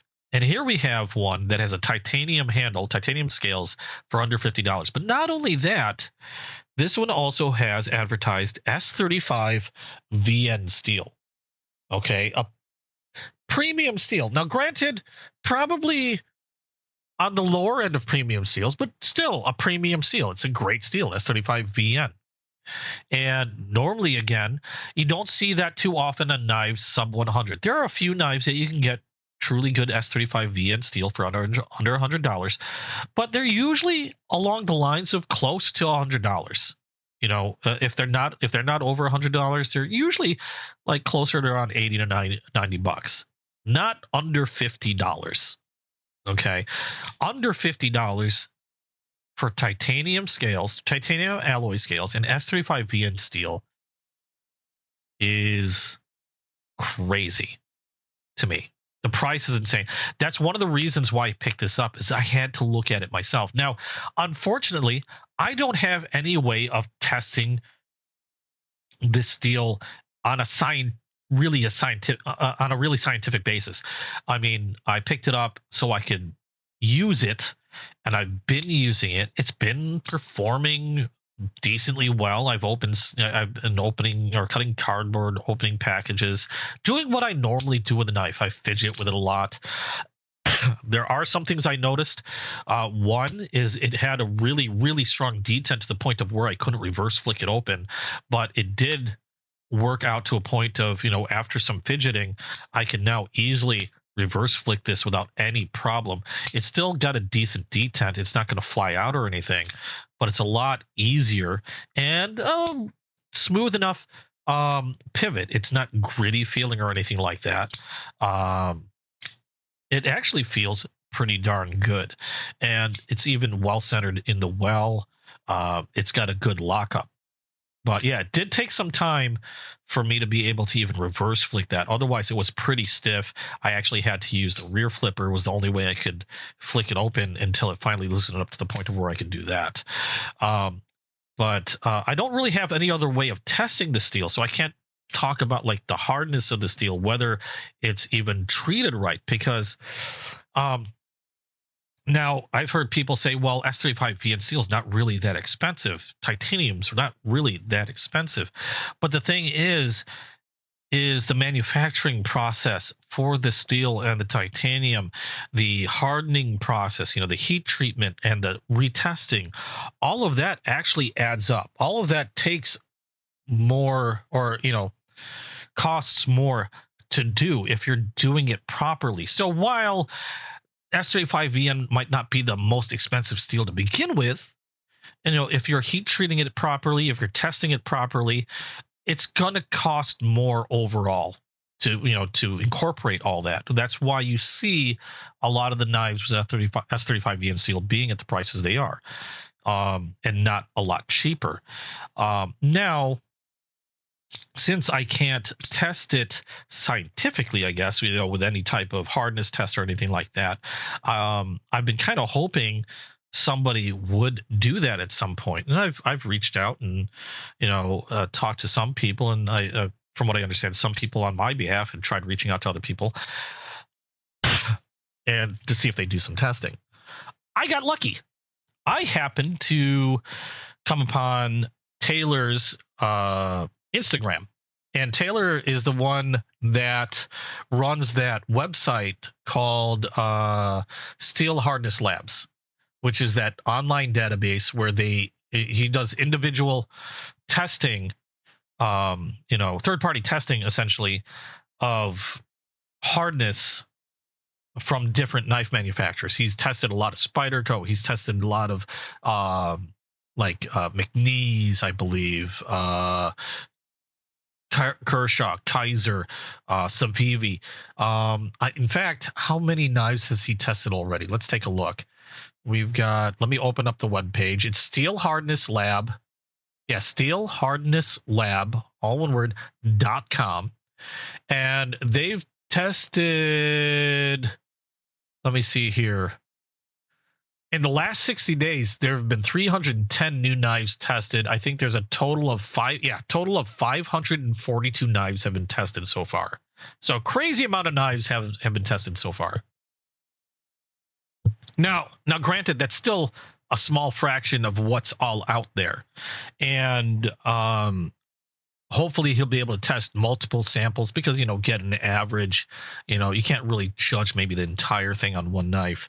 It's usually good to have maybe a few tests for a single model before you start to see a pattern. But I happened upon Taylor's Instagram, and he was actually looking for suggestions on knives to test. And so I replied to his Instagram and told him about the HX Outdoors, this specific model. And lo and behold, he replied to my reply. He said, "Hey, that's interesting." I can't remember exactly what he said. But essentially it was like, "Hey, that sounds interesting. I'll put it on the list." So I finally got this knife on the list for Taylor to test on Steel Hardness Labs. Now, I haven't seen the test yet. I don't know when he's planning on doing the test. In fact, let me check just to make sure he hasn't done it already, because I'm excited for this one. I'm super excited for this one because I want to know, and I have my own suspicions. Again, a lot of red flags with this one. I have my own suspicions on this knife, but I want to know, with actual testing, where this knife sits. And let me take a look at the website, see if he hasn't already tested it. I'm gonna have to do a search here. Steelhardnesslab.com. How do I do a search? I forgot how to do a search. Where's the search button? I know there is a search thing around here somewhere. Dashboard database. Okay, there we go. Search brand. HX.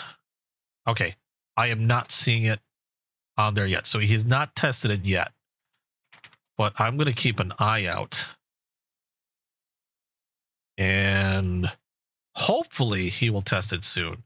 Again, it was just recent that I sent him the message, literally a few days ago, and that he replied. So I am excited that I was actually able to get a hold of him himself.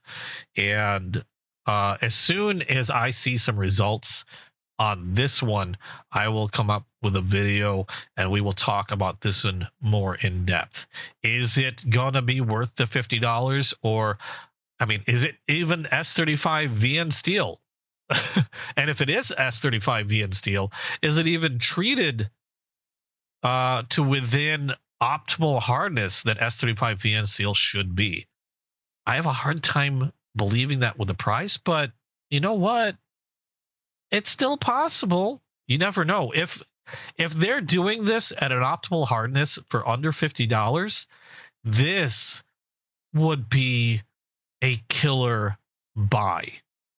This would be like the sleeper knife of the century for under $50 if this S35 VN steel is truly what it is and treated properly.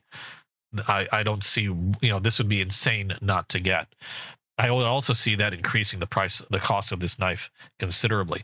Like I said, it's possible to get a good steel treated properly and optimally on a relatively inexpensive price. I mean, just look at the Rat 1.5, for instance. This is a magnet. This right now, I think, is one of the best buys you can get this year, 2026. Hands down, one of the best buys you can get, because you're getting magnet cut steel, and Taylor's already tested out this knife. It's coming up at an optimized, I think it was like 63 point something HRC, which is great for magnet cut, where you want to be for magnet cut. In fact, let me take a look and see where is it at. I'm going to look at the chart and see exactly where this sat at. Ontario Rat, yeah, 63.7 was the hardness they got on their own testing. You need a link to that one? Yeah, you know what? I'll put a link to that. Give me a second. Let me just link it. I don't know why I closed it. I feel like an idiot. Let me open that up again. Steel Hardness Lab. It's steelhardnesslab.com. I'm going to copy that one. Here's the link. I'll put it in chat. You know what? I thought I had it in the description below. Let me check the description. If I don't already have it in the description, I'm going to put it down in there. Edit. Yeah, the link is also in the description, Steel Hardness Lab. I also linked a video that Metal Complex did regarding that website. So you can check that out as well. Excuse me. So you can check out Metal Complex's video on that website. But what's in there? Did I miss something? Hold on a second. Did I miss it? Is this in there? Hold up. Are you talking about the Ontario Rat? How come I couldn't find it? Hold on, let me see here. I don't see the HX Outdoors.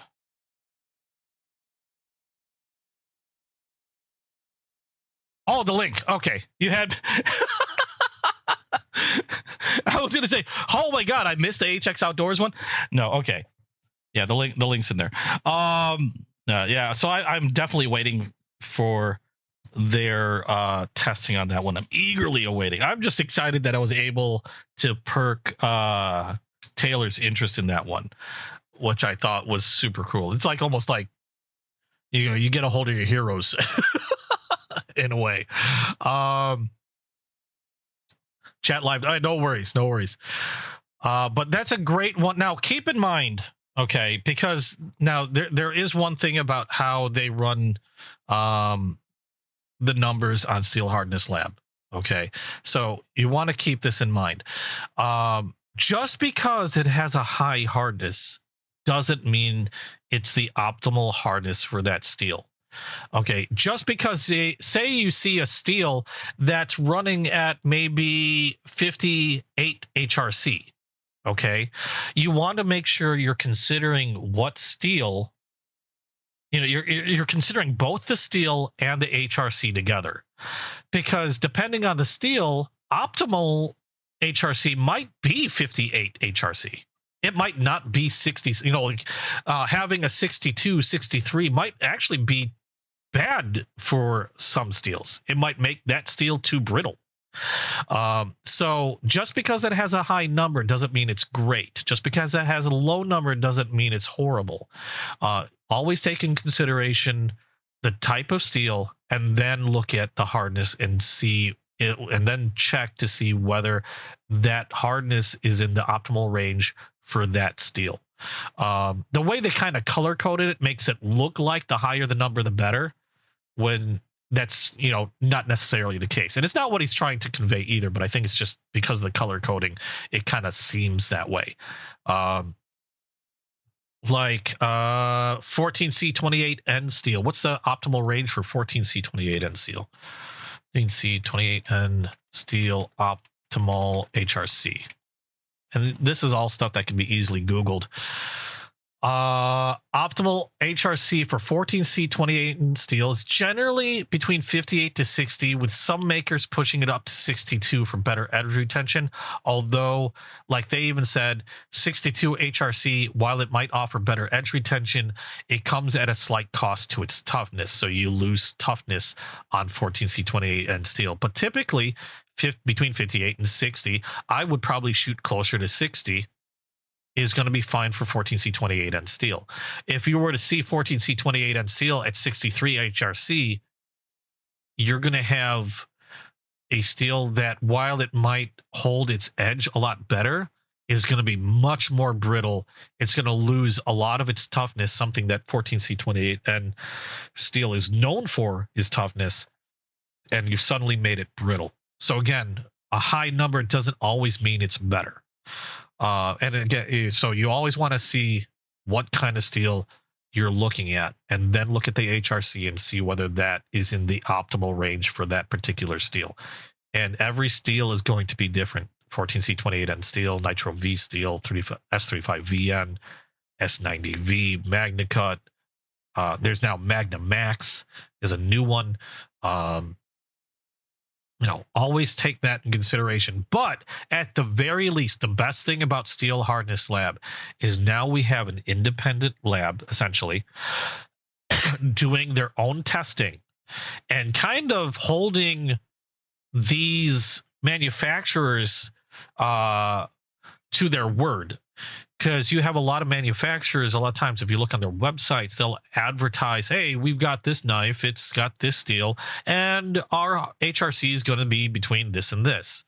Well, now you have an independent lab that is looking at it, and they will test the steel and see, are they advertising the truth, or are they feeding you poopy? You know what I mean? Because I don't think there's been anything like this before, where you had somebody posting, at least not in this fashion, other than like maybe Reddit. Maybe they were doing that on Reddit. I'm not really a Reddit reader, but you didn't really have a database like this before that was easy to access, that somebody was doing all this HRC testing and holding these manufacturers accountable for what they're advertising. And I was kind of surprised to see a lot of the results from a lot of the testing. Spyderco is expected. I mean, I thought Spyderco, they know their steels. They know how to make the most of their steels, and it comes out true in all this independent testing. Spyderco is probably one of the most tested knives that was on Steel Hardness Labs. In fact, to the point of where I think he's like, I don't really want to test Spyderco anymore, because he's done so much testing on Spyderco. But they've been pretty darn consistent. They've been pretty accurate with what they say and what's coming up in terms of the independent testing. Where a lot of surprises come from are a lot of the more expensive, like rarer, kind of like boutique knives that were surprisingly coming under hardness for some of the steels that they were using. I'm not going to name any. You're going to have to go and take a look at the website yourself. But it was kind of surprising to see that some kind of weren't reaching where they should be reaching, and people were spending quite a lot of money for some of these knives. And again, this is helping hold these manufacturers accountable, and at the very least helping them do better, and helping us by making sure we're getting the quality of material and knife that we're essentially paying for. It would suck to pay upwards of $500, $600, $700 for a knife only to find out that it wasn't even heat treated properly, and so you're not getting the benefits and the the material that you would expect, and you're paying a premium for. So this is one of the awesome things about having this website, is now you have somebody that's kind of like looking out for us, and in a way looking out for the manufacturer. Because again, I think the manufacturers have a great tool here. They can see if their manufacturing is coming up short, if they need to make changes. And it would only help the manufacturers, because once we realize that things might not be where they're supposed to be, they're only gonna benefit if they can correct what they're doing. So I think this is one of the best tools to come out recently, is the Steel Hardness Labs website. Now, it is kind of a rabbit hole to fall into, because most people, they just want a knife, and as long as it works, great. That's awesome. It can it be sharp? Will it cut things? Awesome. No, there's people out there, they don't care about the steel on them, as long as it works. And I understand that. But for those like me that like to collect knives, those like me that want the most out of the money that they're going to spend on a knife, this is an invaluable tool.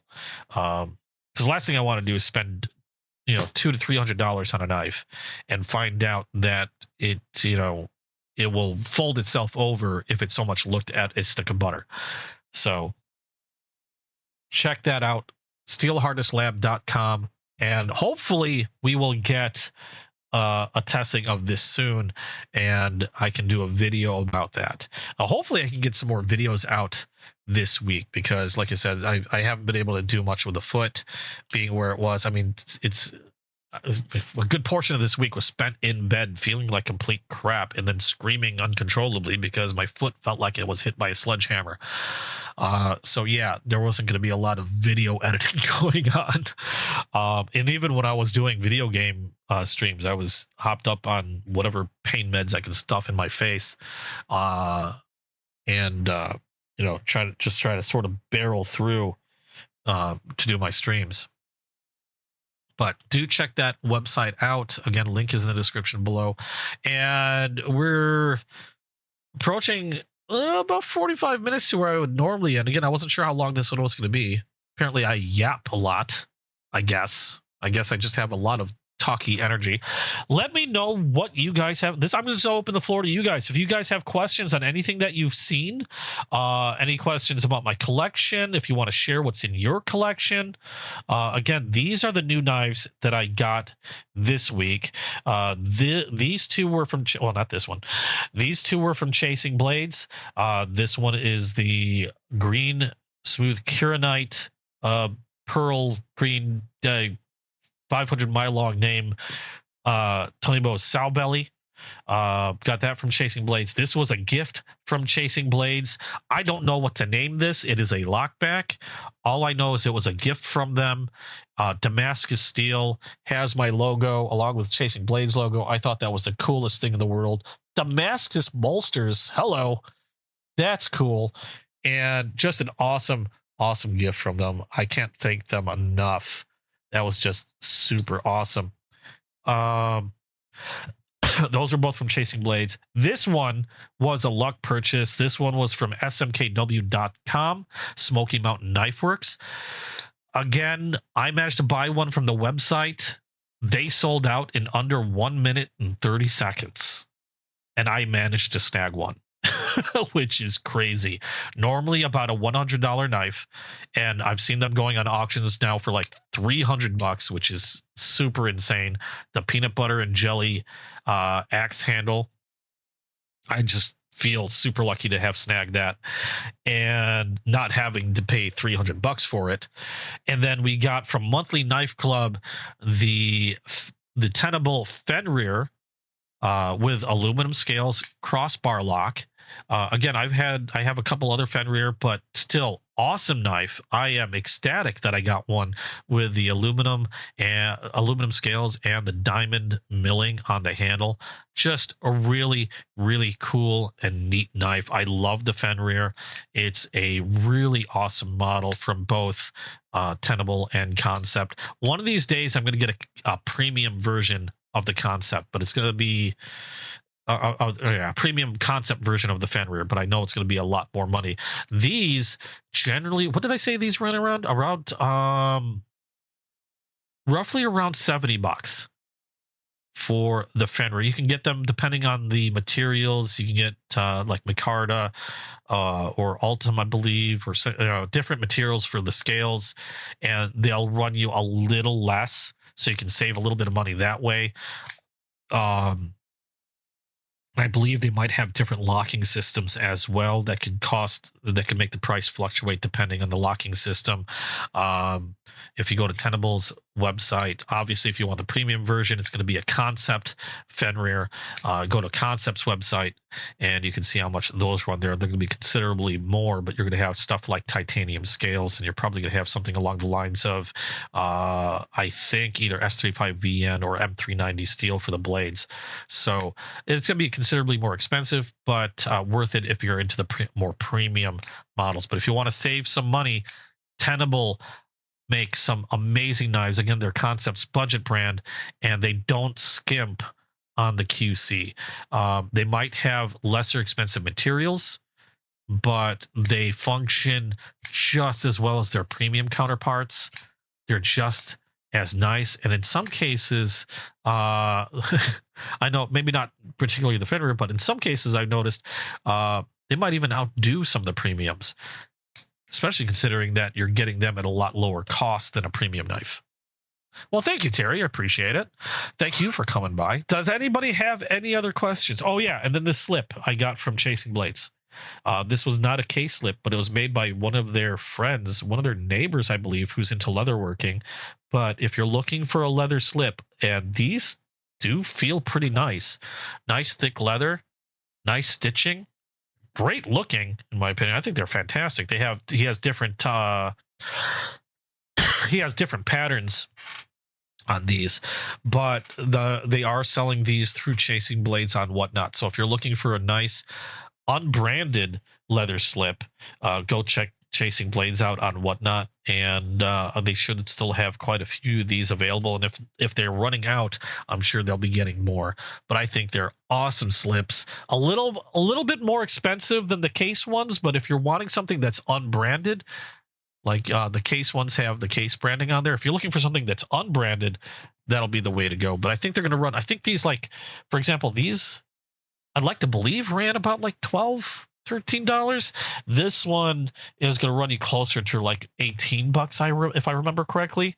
So a bit more expensive, but I mean, quality wise, they're fantastic. They look great, nice thick leather. And they should do fine. They're also a hair bigger than the case ones.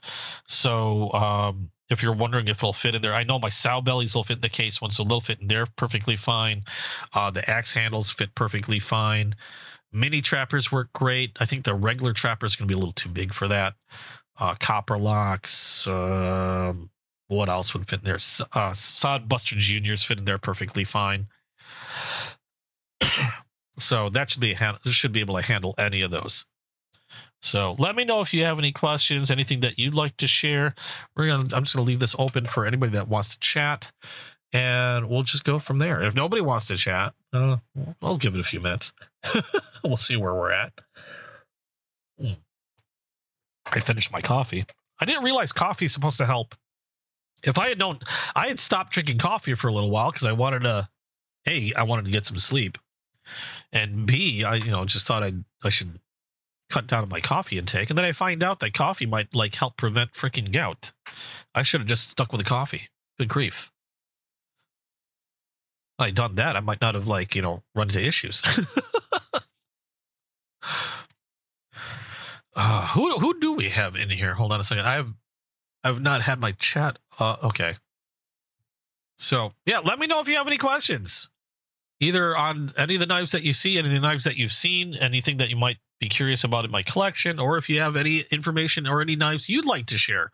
Always love hearing from you guys because that's where I learn a lot from. A lot of times I might not even know of a knife until somebody mentions it in my I just realized how bright that light was. Yeah, until the end of my show. A lot of times I might not... I might, might be my first time hearing about a knife is during these lives, which is awesome because I always like hearing about new stuff. It's also horrible for my freaking wallet because a lot of times I'll hear about something new and then I want to get spendy. But I just spent a lot of money. I don't want to do that right now. Do they glow in the dark? Do I have knives that glow in the dark? I did have a Rough Rider that supposedly glows in the dark, but hold on a second. Let me see here. I do have some knives that are UV reactive. Where are you? As soon as I can. This one's UV reactive. Now, none of these are. None of these are UV reactive, so they're not going to glow in the dark or anything like that. But let me turn this light off. I still have my bedroom light on, so you can still see some light. But if I were to take this, turn on my UV light.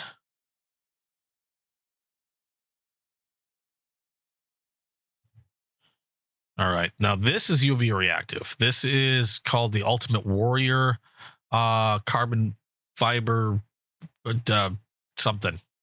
It's a Rhino from Ramet. It was a limited edition from Blade City called the Ultimate Warrior, and I've got a UV light, and you can see it's UV reactive. The green glows under a UV light. Can I make that any stronger? Oh, I just turned it off. I didn't make that stronger. That doesn't help. There you go. There you go. You can see that's UV reactive. Parts of that will glow under a UV light. You got some green. You got a tad bit of orange in there. And the blue is reactive. Well, that'll dance under a black light. And then my favorite one is actually in a box. But my favorite one, I don't have too many that are UV reactive because it's not something that I really looked for in a knife. I don't know if it's, do I have it out here or no? No, it's not that one. There it is. This one is one of my favorites. This one was a limited edition. Even signed by RL Simp because he's the one that designed this. He actually designed this in conjunction with Case Knives, and Michael Prater, who does these. He worked with all of them to create his own Cowbell Cutlery exclusive case knife. And these were limited. I forgot to how many. But I think this is just an amazing looking knife because it's called the Caramel Apple Glow. And it is a trapper, as you can see there. Really beautiful knife. You're not going to see a trapper like this really anywhere else. But it doesn't glow in the dark, but they call it a Caramel Apple Glow because if you hit it with a UV light, and let me make sure this is the strong one. If you hit it with a UV light, this is what happens. That green, it turns on its high beams. Now, the brown doesn't glow, but the green is UV reactive. And holy crap, does it glow under a black light. It's like the brightest thing. One of the brightest things I've seen under a black light. It's crazy. It even outshines its shield. You can't even make out what's on the shield anymore. That glow is so intense. It's like crazy strong. Well, that's my favorite one to look at just because of how strong that glow is. It's really good. It looks, you know, and the funny thing is it just looks bright on the camera, but if you were to see this in person, it has a really intense, instead of like this washed out, like slightly green color on the camera, you have this really vivid green. If you were looking at it with your bare, you know, with just your eyes, a really vivid green glow to it. It's really washed out on camera, but it looks fantastic if you were to hold this in the hand. And even with that vivid green glow, you can still see the swirls that are in there with a naked. If you're looking at this with a naked eye, you can see the detailed detailed swirls as it glowed. It looks amazing to me. I just wish it looked better on camera, because on camera it just sort of looks like it almost just looks like a reflector. You lose a lot of the detail on camera, but with a naked eye, it's just a vivid neon green. Looks really, really cool, like almost a radioactive green. As far as any other glow in the darks, I had a Rough Rider that was supposed to glow in the dark, but it doesn't really, like, you know, like how your typical glow in the dark would be. You'd hold it up to the light, it would absorb energy, and then, you know, you put it in a dark room and it would glow. Oddly enough, it doesn't work like that anymore. It is old. If I were to hold it up to a light, it doesn't seem to absorb much. But the funny thing that I found out is if I held that same knife under a black light and I charged it up under a black light and I stuck it in a dark room, it would glow like a freaking lighthouse. Now, it wouldn't last forever, but, you know, I'd have to charge it with that UV light, and holy cow, was that thing bright. Not as bright as this thing, but almost as bright. Make sure I have this light off before I destroy the battery. I have to charge this thing again. I use this quite a bit. Okay, there we go. But yeah, those are the ones. Those are the only ones that as far as I remember that I have that will react with a black light. I don't think I have anything else that reacts to black light. Now, I know I keep this wrapped up in the box, but that's because I don't have a display to put it in yet. One of these days, I'll have enough to get a new display. I've used up all my displays. I don't have any more displays. I'm not only well, I don't even know what I'm going to do with another display, to be quite honest. I keep saying I need to get another display. I don't even have a place to put the display if I were to get one. Like, I'm trying to think of, if I got another display, where the hell would I put it? I have enough stuff leaking out of my freaking closet. Now, I know somebody mentioned like free knives. Okay, I might have lied a little bit. I do know that one of my intentions, if we were able to get my channel up to 1,000 subscribers, and we were able to say lock in 1,000 subscribers for like a week. You know, if we were able to hang on to 1,000 subscribers for an entire week, I was thinking I would start giving away some stuff for free from my own collection. I'm not going to give away like super expensive knives, but you know, I've got some knives that I wouldn't mind giving away, and provided we were able to hang on to say 1,000 subscribers for a week. And what I would do is I would hold a private whatnot show, and I would send a invitation link on my knife Discord, and you would be able to join the show, join that private show through that link.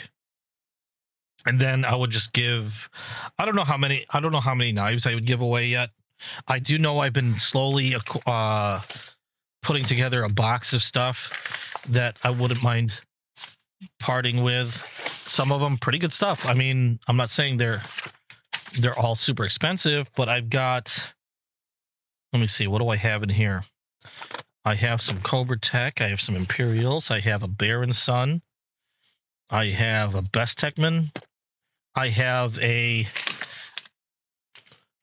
I'm debating if I want to give away this gel BB grenade. My girlfriend won this gel BB grenade. Now, what it is if you've ever heard of those gel rifles that shoot those, like, you know, those silicone gels you soak in water, those little silicone balls or BBs, you soak them in water and they get a little bigger. And then they have these gel BB guns that you can put them in, and you can, you know, rapid fired little gel BBs all over the place. Well, she gave me a bag of those BBs. Okay. And then a box that has, essentially what they are is they're hand grenades that you fill with these BBs. So you would toss the hand grenade, and then it would pop open, and then hundreds of these little water-soaked BBs go flying everywhere. As fun as it would be for me to keep and try out, I don't want to clean it up. So I'm debating tossing that in the box of giveaways. So that very well might be in there. And it's a box of 2 grenades. Yeah, I should show it on camera because you guys are probably thinking I'm loopy. This thing here, called the Gel B, pull the pin and toss, blasts 150 gel BBs up to 25 feet in all directions on impact, and it's a box of 2 of them. And there you go. Those are the gel BBs that you fill it with. You fill the canister with gel BBs, pull the pin and let it rip. And, you know, like those airsoft games and stuff like that, they would use that in this. 2,000 eco-friendly, non-toxic, non-staining gel BBs. And I believe this comes with gel BBs. What does it say here? So you get 2 grenades, and then a small bag of BBs. I don't know how many BBs. But essentially it has everything that you need for this thing. But I also have an extra bag of BBs. This is 20,000 BBs. You just have to soak these in water. I don't know how long they take to soak. How long does it say? A whole bunch of blue ones. They expand to 10 times their size. Don't worry about using too much water. You cannot overhydrate your BBs. Oh, okay, that's good. A 1 gallon. Okay, well, a 1 gallon bucket works great for hydrating about 10,000 BBs or half of the pack. Doesn't say how fast. What is this? Oh, well, there it is. BBs must be soaked in water for at least 4 hours to fully expand. Okay. I don't know yet. I might toss that in. Part of me wants to get a gel BB rifle, and then just have some fun. So I don't know. I'm debating. Let me know what you guys think. The grenades I'll probably throw in the box. This one I might keep. But just to give you guys an idea. So yeah, I'd love to get this channel up to 1,000 subscribers. I think it'd be fun, neat, and that would be a great thank you for getting me there. Again, I will hold it on Whatnot, so I know it's gonna cut some people out, but Whatnot's the easiest way for me to hold something like that and keep things on the level, because Whatnot then handles all the legalities and all that fun stuff for the giveaways. So that's how I plan on doing it anyway. So yeah, if you got friends that are into pocket knives, things like that, go have them check out my channel, the EDC Squirrel, and hopefully we'll get there at some point. We're already, last I looked, we were at 840 subscribers last I looked. That was right before I started the stream. So yeah, I think that'd be pretty cool. Anyway, any other questions? Any questions about what you've seen today? Any questions about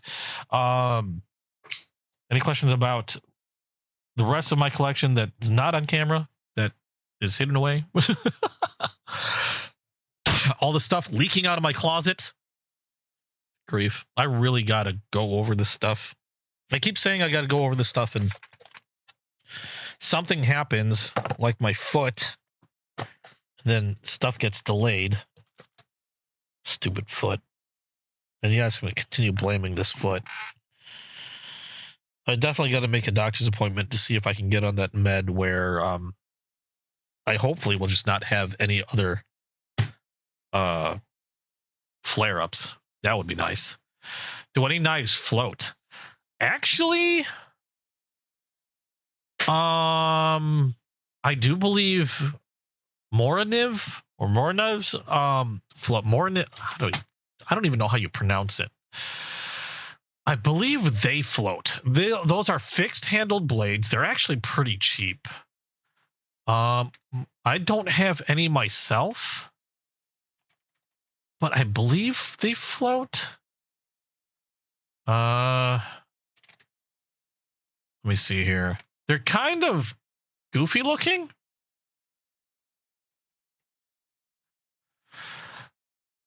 But they weren't made to win any beauty contests. They were made to be functional. And in fact, they were made to be used primarily like on the water for like fishing, boating, paddling, and other, well, they say water-based activities. They have a cork handle that's like a really full handle, and so that they'll float in the water. And they're also brightly colored, but they're spelled. How do you spell this? They're spelled Morankniv. Yeah, Morin. I'm guessing they're pronounced Moriniv. But if you look up Moriniv knives, you'll see what I'm talking about. Yeah, they can be kind of goofy looking. They're not terribly expensive, if I remember correctly. Again, they're fixed blades. I don't think they have any folding blades. Or did it spell check me? Really? Moriniv. Are you gonna spell check me, or are you gonna? There we go. Stop. What? Stop. Really? Are you? Why do I have? What's going on here? I don't know what's happening with my chat. I have some. Is that Korean? What is that? I don't know what that. I have no idea what's going on in the chat. It's MORAKNIV, all one word. Let's see. Let me take a look at them. I've seen them around. I haven't picked one up myself yet. I'm tempted to get one just for shites and giggles, but you can get them for like what? I know they're pretty. They can be pretty inexpensive. Looking at Knife Center, I'm already seeing some for like. There's one for like $15, with a carbon steel blade. You're looking generally about anywhere from $15 to maybe $60, depending on the model.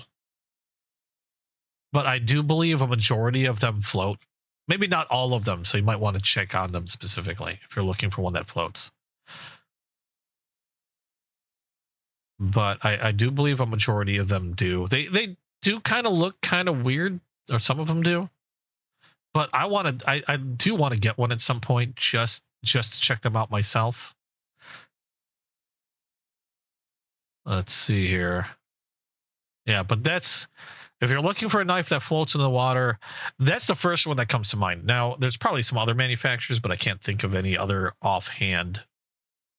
They're the only ones that come to mind when it comes to a floating knife. How I knew that, I can't remember. I remember hearing that they float at some point. I just can't remember from where. Ooh, that came out of nowhere. But they kind of have that weird cult following. A lot of people love them, even though they look kind of goofy looking, or a lot of them look kind of goofy looking. But like I said, they were made, I think, to be used in or around water. So that's one of the reasons why they're built that way. Easy to be seen and found, and with floating handles. I wonder if their axes float. I just noticed they have some lightweight axes. Do they float? Do more?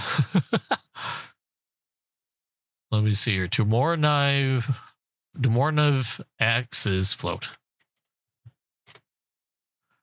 I'd be surprised if they did.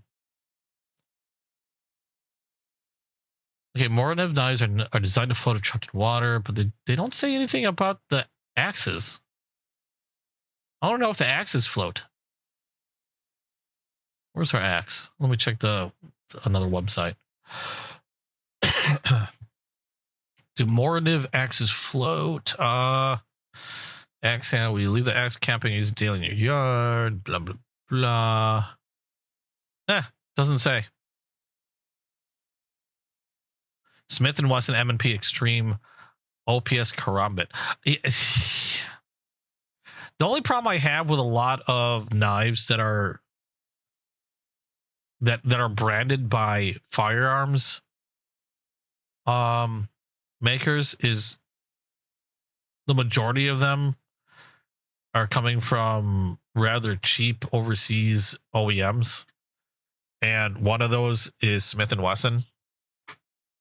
I'm not particularly fond of the Smith & Wesson knives because they're not, in my opinion, at least from the samples that I've had, and I've had a few of them, they're not exactly the best quality. They're kind of like cheap, kind of like cookie cutter, rebranded, kind of budget material knives. There are some exceptions, like for example, Remington. They have a line of like traditional knives that are actually pretty decent. They're not terribly expensive though, but they're pretty decent traditional knives, and for few collectors are quite popular. An example of a good firearm branded knife would be like SIG. SIG work. They have their own knives that are OEM by Hogue, which is a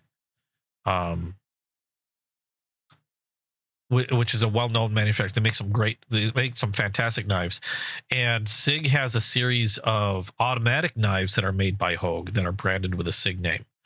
and so you're getting home quality if you decide if you wanted to get a Sig Sauer knife. Our Winchester is another one that they have. I've seen some good traditional knives from Winchester. I don't know who. I couldn't tell you who OEM who does the knives for Winchester or Remington, but they do a decent job. The Winchesters tend to be maybe a little pricier than the Remingtons, but they seem to be pretty decent. I've seen some older Winchesters go for some pretty high prices on the on auction, depending on the model. So Winchester has some decent knives with their name on it. The ones that come to mind, like I said, Remington, Sig Sauer, and Winchester are the only ones that really come to mind that are pretty decent because of who makes their knives. The only, like, Smith & Wesson, apparently they went to the cheapest bidder. And at least a lot of, and I've had a couple Smith & Wessons. Okay, I've had a couple of them. In fact, I still have one that sits on a bookshelf that I use for a lot of packages once they come through the door. Like if I have to break down like a bunch of boxes, and it just sits where nearby the front door. And hold on a second.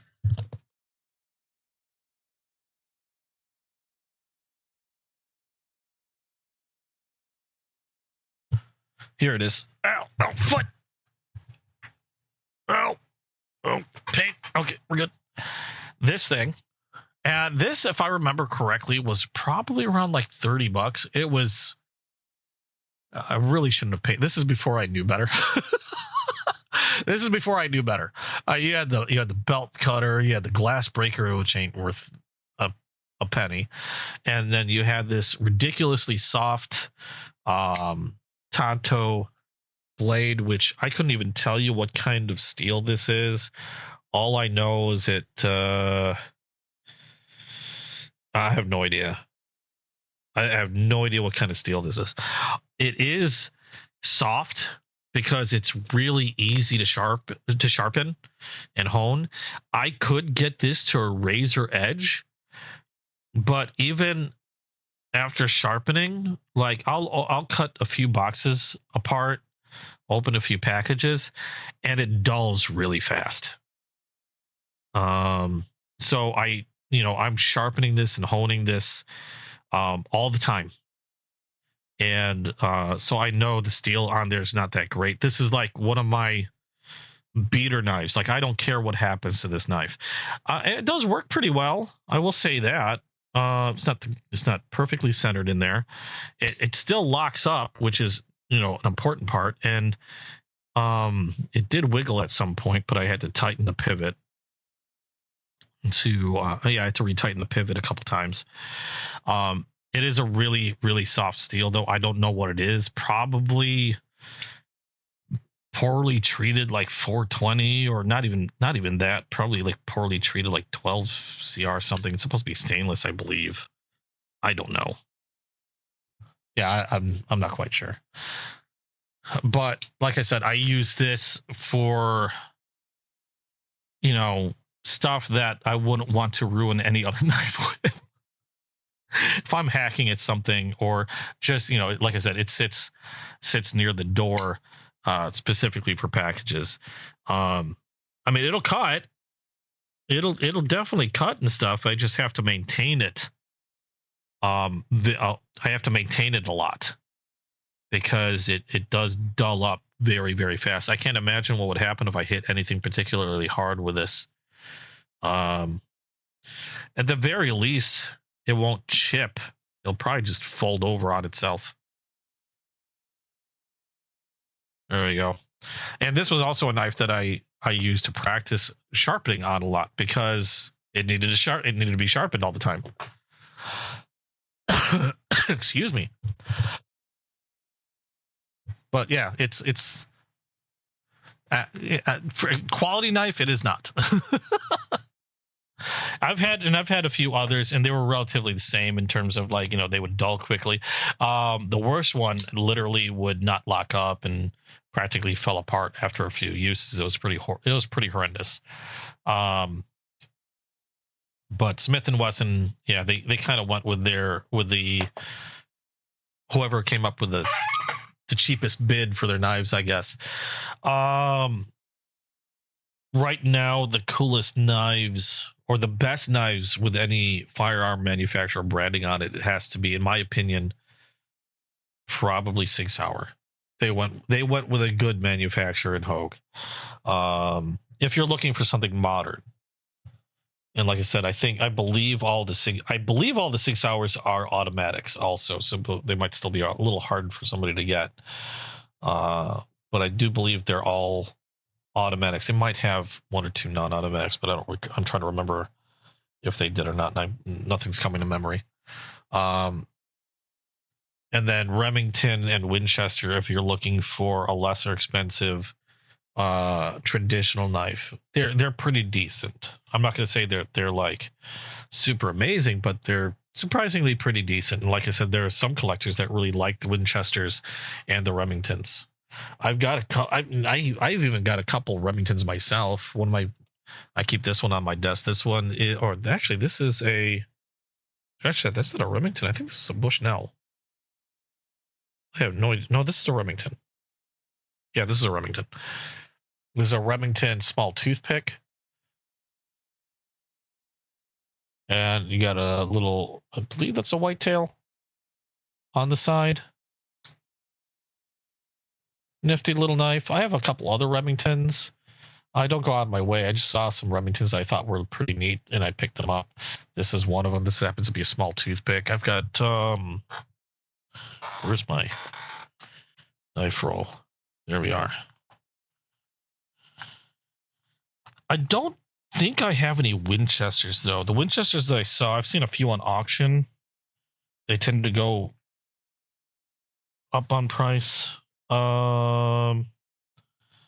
This I thought was really neat for a Remington. This is like a gun stock mini trapper or rifle stock mini trapper, because the wood scales kind of look like a rifle stock, and it's a mini trapper, which is just a smaller version of a trapper. You got your California clip point, and you have your spade blade for your secondary. Pretty well centered in there. I just thought it looked neat. They weren't terribly expensive. I probably didn't pay more than like $20 for that. I'm pretty sure under $20, more like probably closer to around like 15. And I've gotten like these Remingtons. This one I believe is a bone handle. This one's a single bladed lockback. I believe has a bone handle on that with like a worm jigging. And you've got a Remington cutlery shield on there. If it'll focus. There we go. And then one more, which is related to this because I think this came in as a duo. This one's another mini trapper that I think was a part of a duo with that lockback. Again, bone with that worm jigging. Stonewash blades. Nice half stop on this. California clip point. Nice springs too. And a spade blade. Pretty nice and not terribly expensive. I mean, they do what they need to do. I think there's a little leeway given when you're talking about like traditional knives. And like some gun manufacturers. So, and I think people are more critical of the modern ones. I know I'd be more critical for sure. I admit I probably have a little bit more leeway, or give a little bit more leeway to traditional knives. Some of it has to do with because I think sometimes some of these little imperfections tend to give them a bit of character. Whereas the same imperfections I wouldn't live with when it came to like a modern knife. Okay. So any other questions? It's just about time. I've got like 5 minutes on this thing, and then I got to go make dinner. I know the girlfriend's going to get hungry, and I'm getting hungry. Ugh. And my cold patch is no longer cold. It's been warm for a while. So any other questions on what you've seen today, or what you'd like to see even? I know I don't know if I'm going to have much to show for next week, because I am going to be kind of on a buying hiatus for a few reasons. Doctor stuff. I just spent a lot of money on a steering wheel. Repo with Ducky in an hour. I'm down for some repo, but I won't be able to start until like 9 p.m. Central Standard Time. I've got to do dinner, spend time with the girlfriend, all that fun stuff. Make sure she hasn't like flopped around somewhere and is currently on the floor waiting for me to go rescue her or something. Because I've been streaming for the last few hours. God, I love this knife. This knife is fucking awesome. But yeah, I mean, I'd totally be in if you guys are still playing around that time. I still have yet to play like Ghostbusters with you guys. I have the game. I haven't even started it up yet. And it was so nice to be gifted that game. I feel kind of bad that I haven't had a chance to play it yet. But yeah, I'd be totally down for some multiplayer stuff. Just it won't be until later tonight. So, any other questions and stuff about the knife thing? Otherwise, I'm going to see. I always try to see if there's a knife channel that's currently holding alive, because I'd love to connect with other knife channels. So I'm gonna while you guys are thinking up any last questions. Am I ghosting the? No, don't shush you, Terry. While you guys are thinking of possibly other questions, Blade Show. I really wish I could make a Blade Show, like Austin or Atlanta Blade Show or wherever. Giant Blade Convention would be so cool. So many knives that are limited to the Blade shows that you can't find anywhere else. I would be so broke. So I would be so broke beyond belief. Let me see if I can find a knife channel that is currently holding a show. Because like I said, I'd love to be able to connect to a knife channel. Let's see here. Let's press that button. Let's press that button. And let's press that button. And let me see who we can find. I have a bunch of knife shows that are knife YouTubers that are that I've favorited, but a lot of times I'm not able to. I think it's still a new concept. So people still aren't used to the fact that you can raid in YouTube. It's funny how many people I've like shocked, but at the same time you have to kind of know, because you have to open yourself up to raiding. So I don't know why they'd be that shocked unless they just never got a raid, even though they opened up. Let me see here. I think there was somebody by the name of Loot 10, but I don't believe they were open to raiding. I'm going to have to take a look.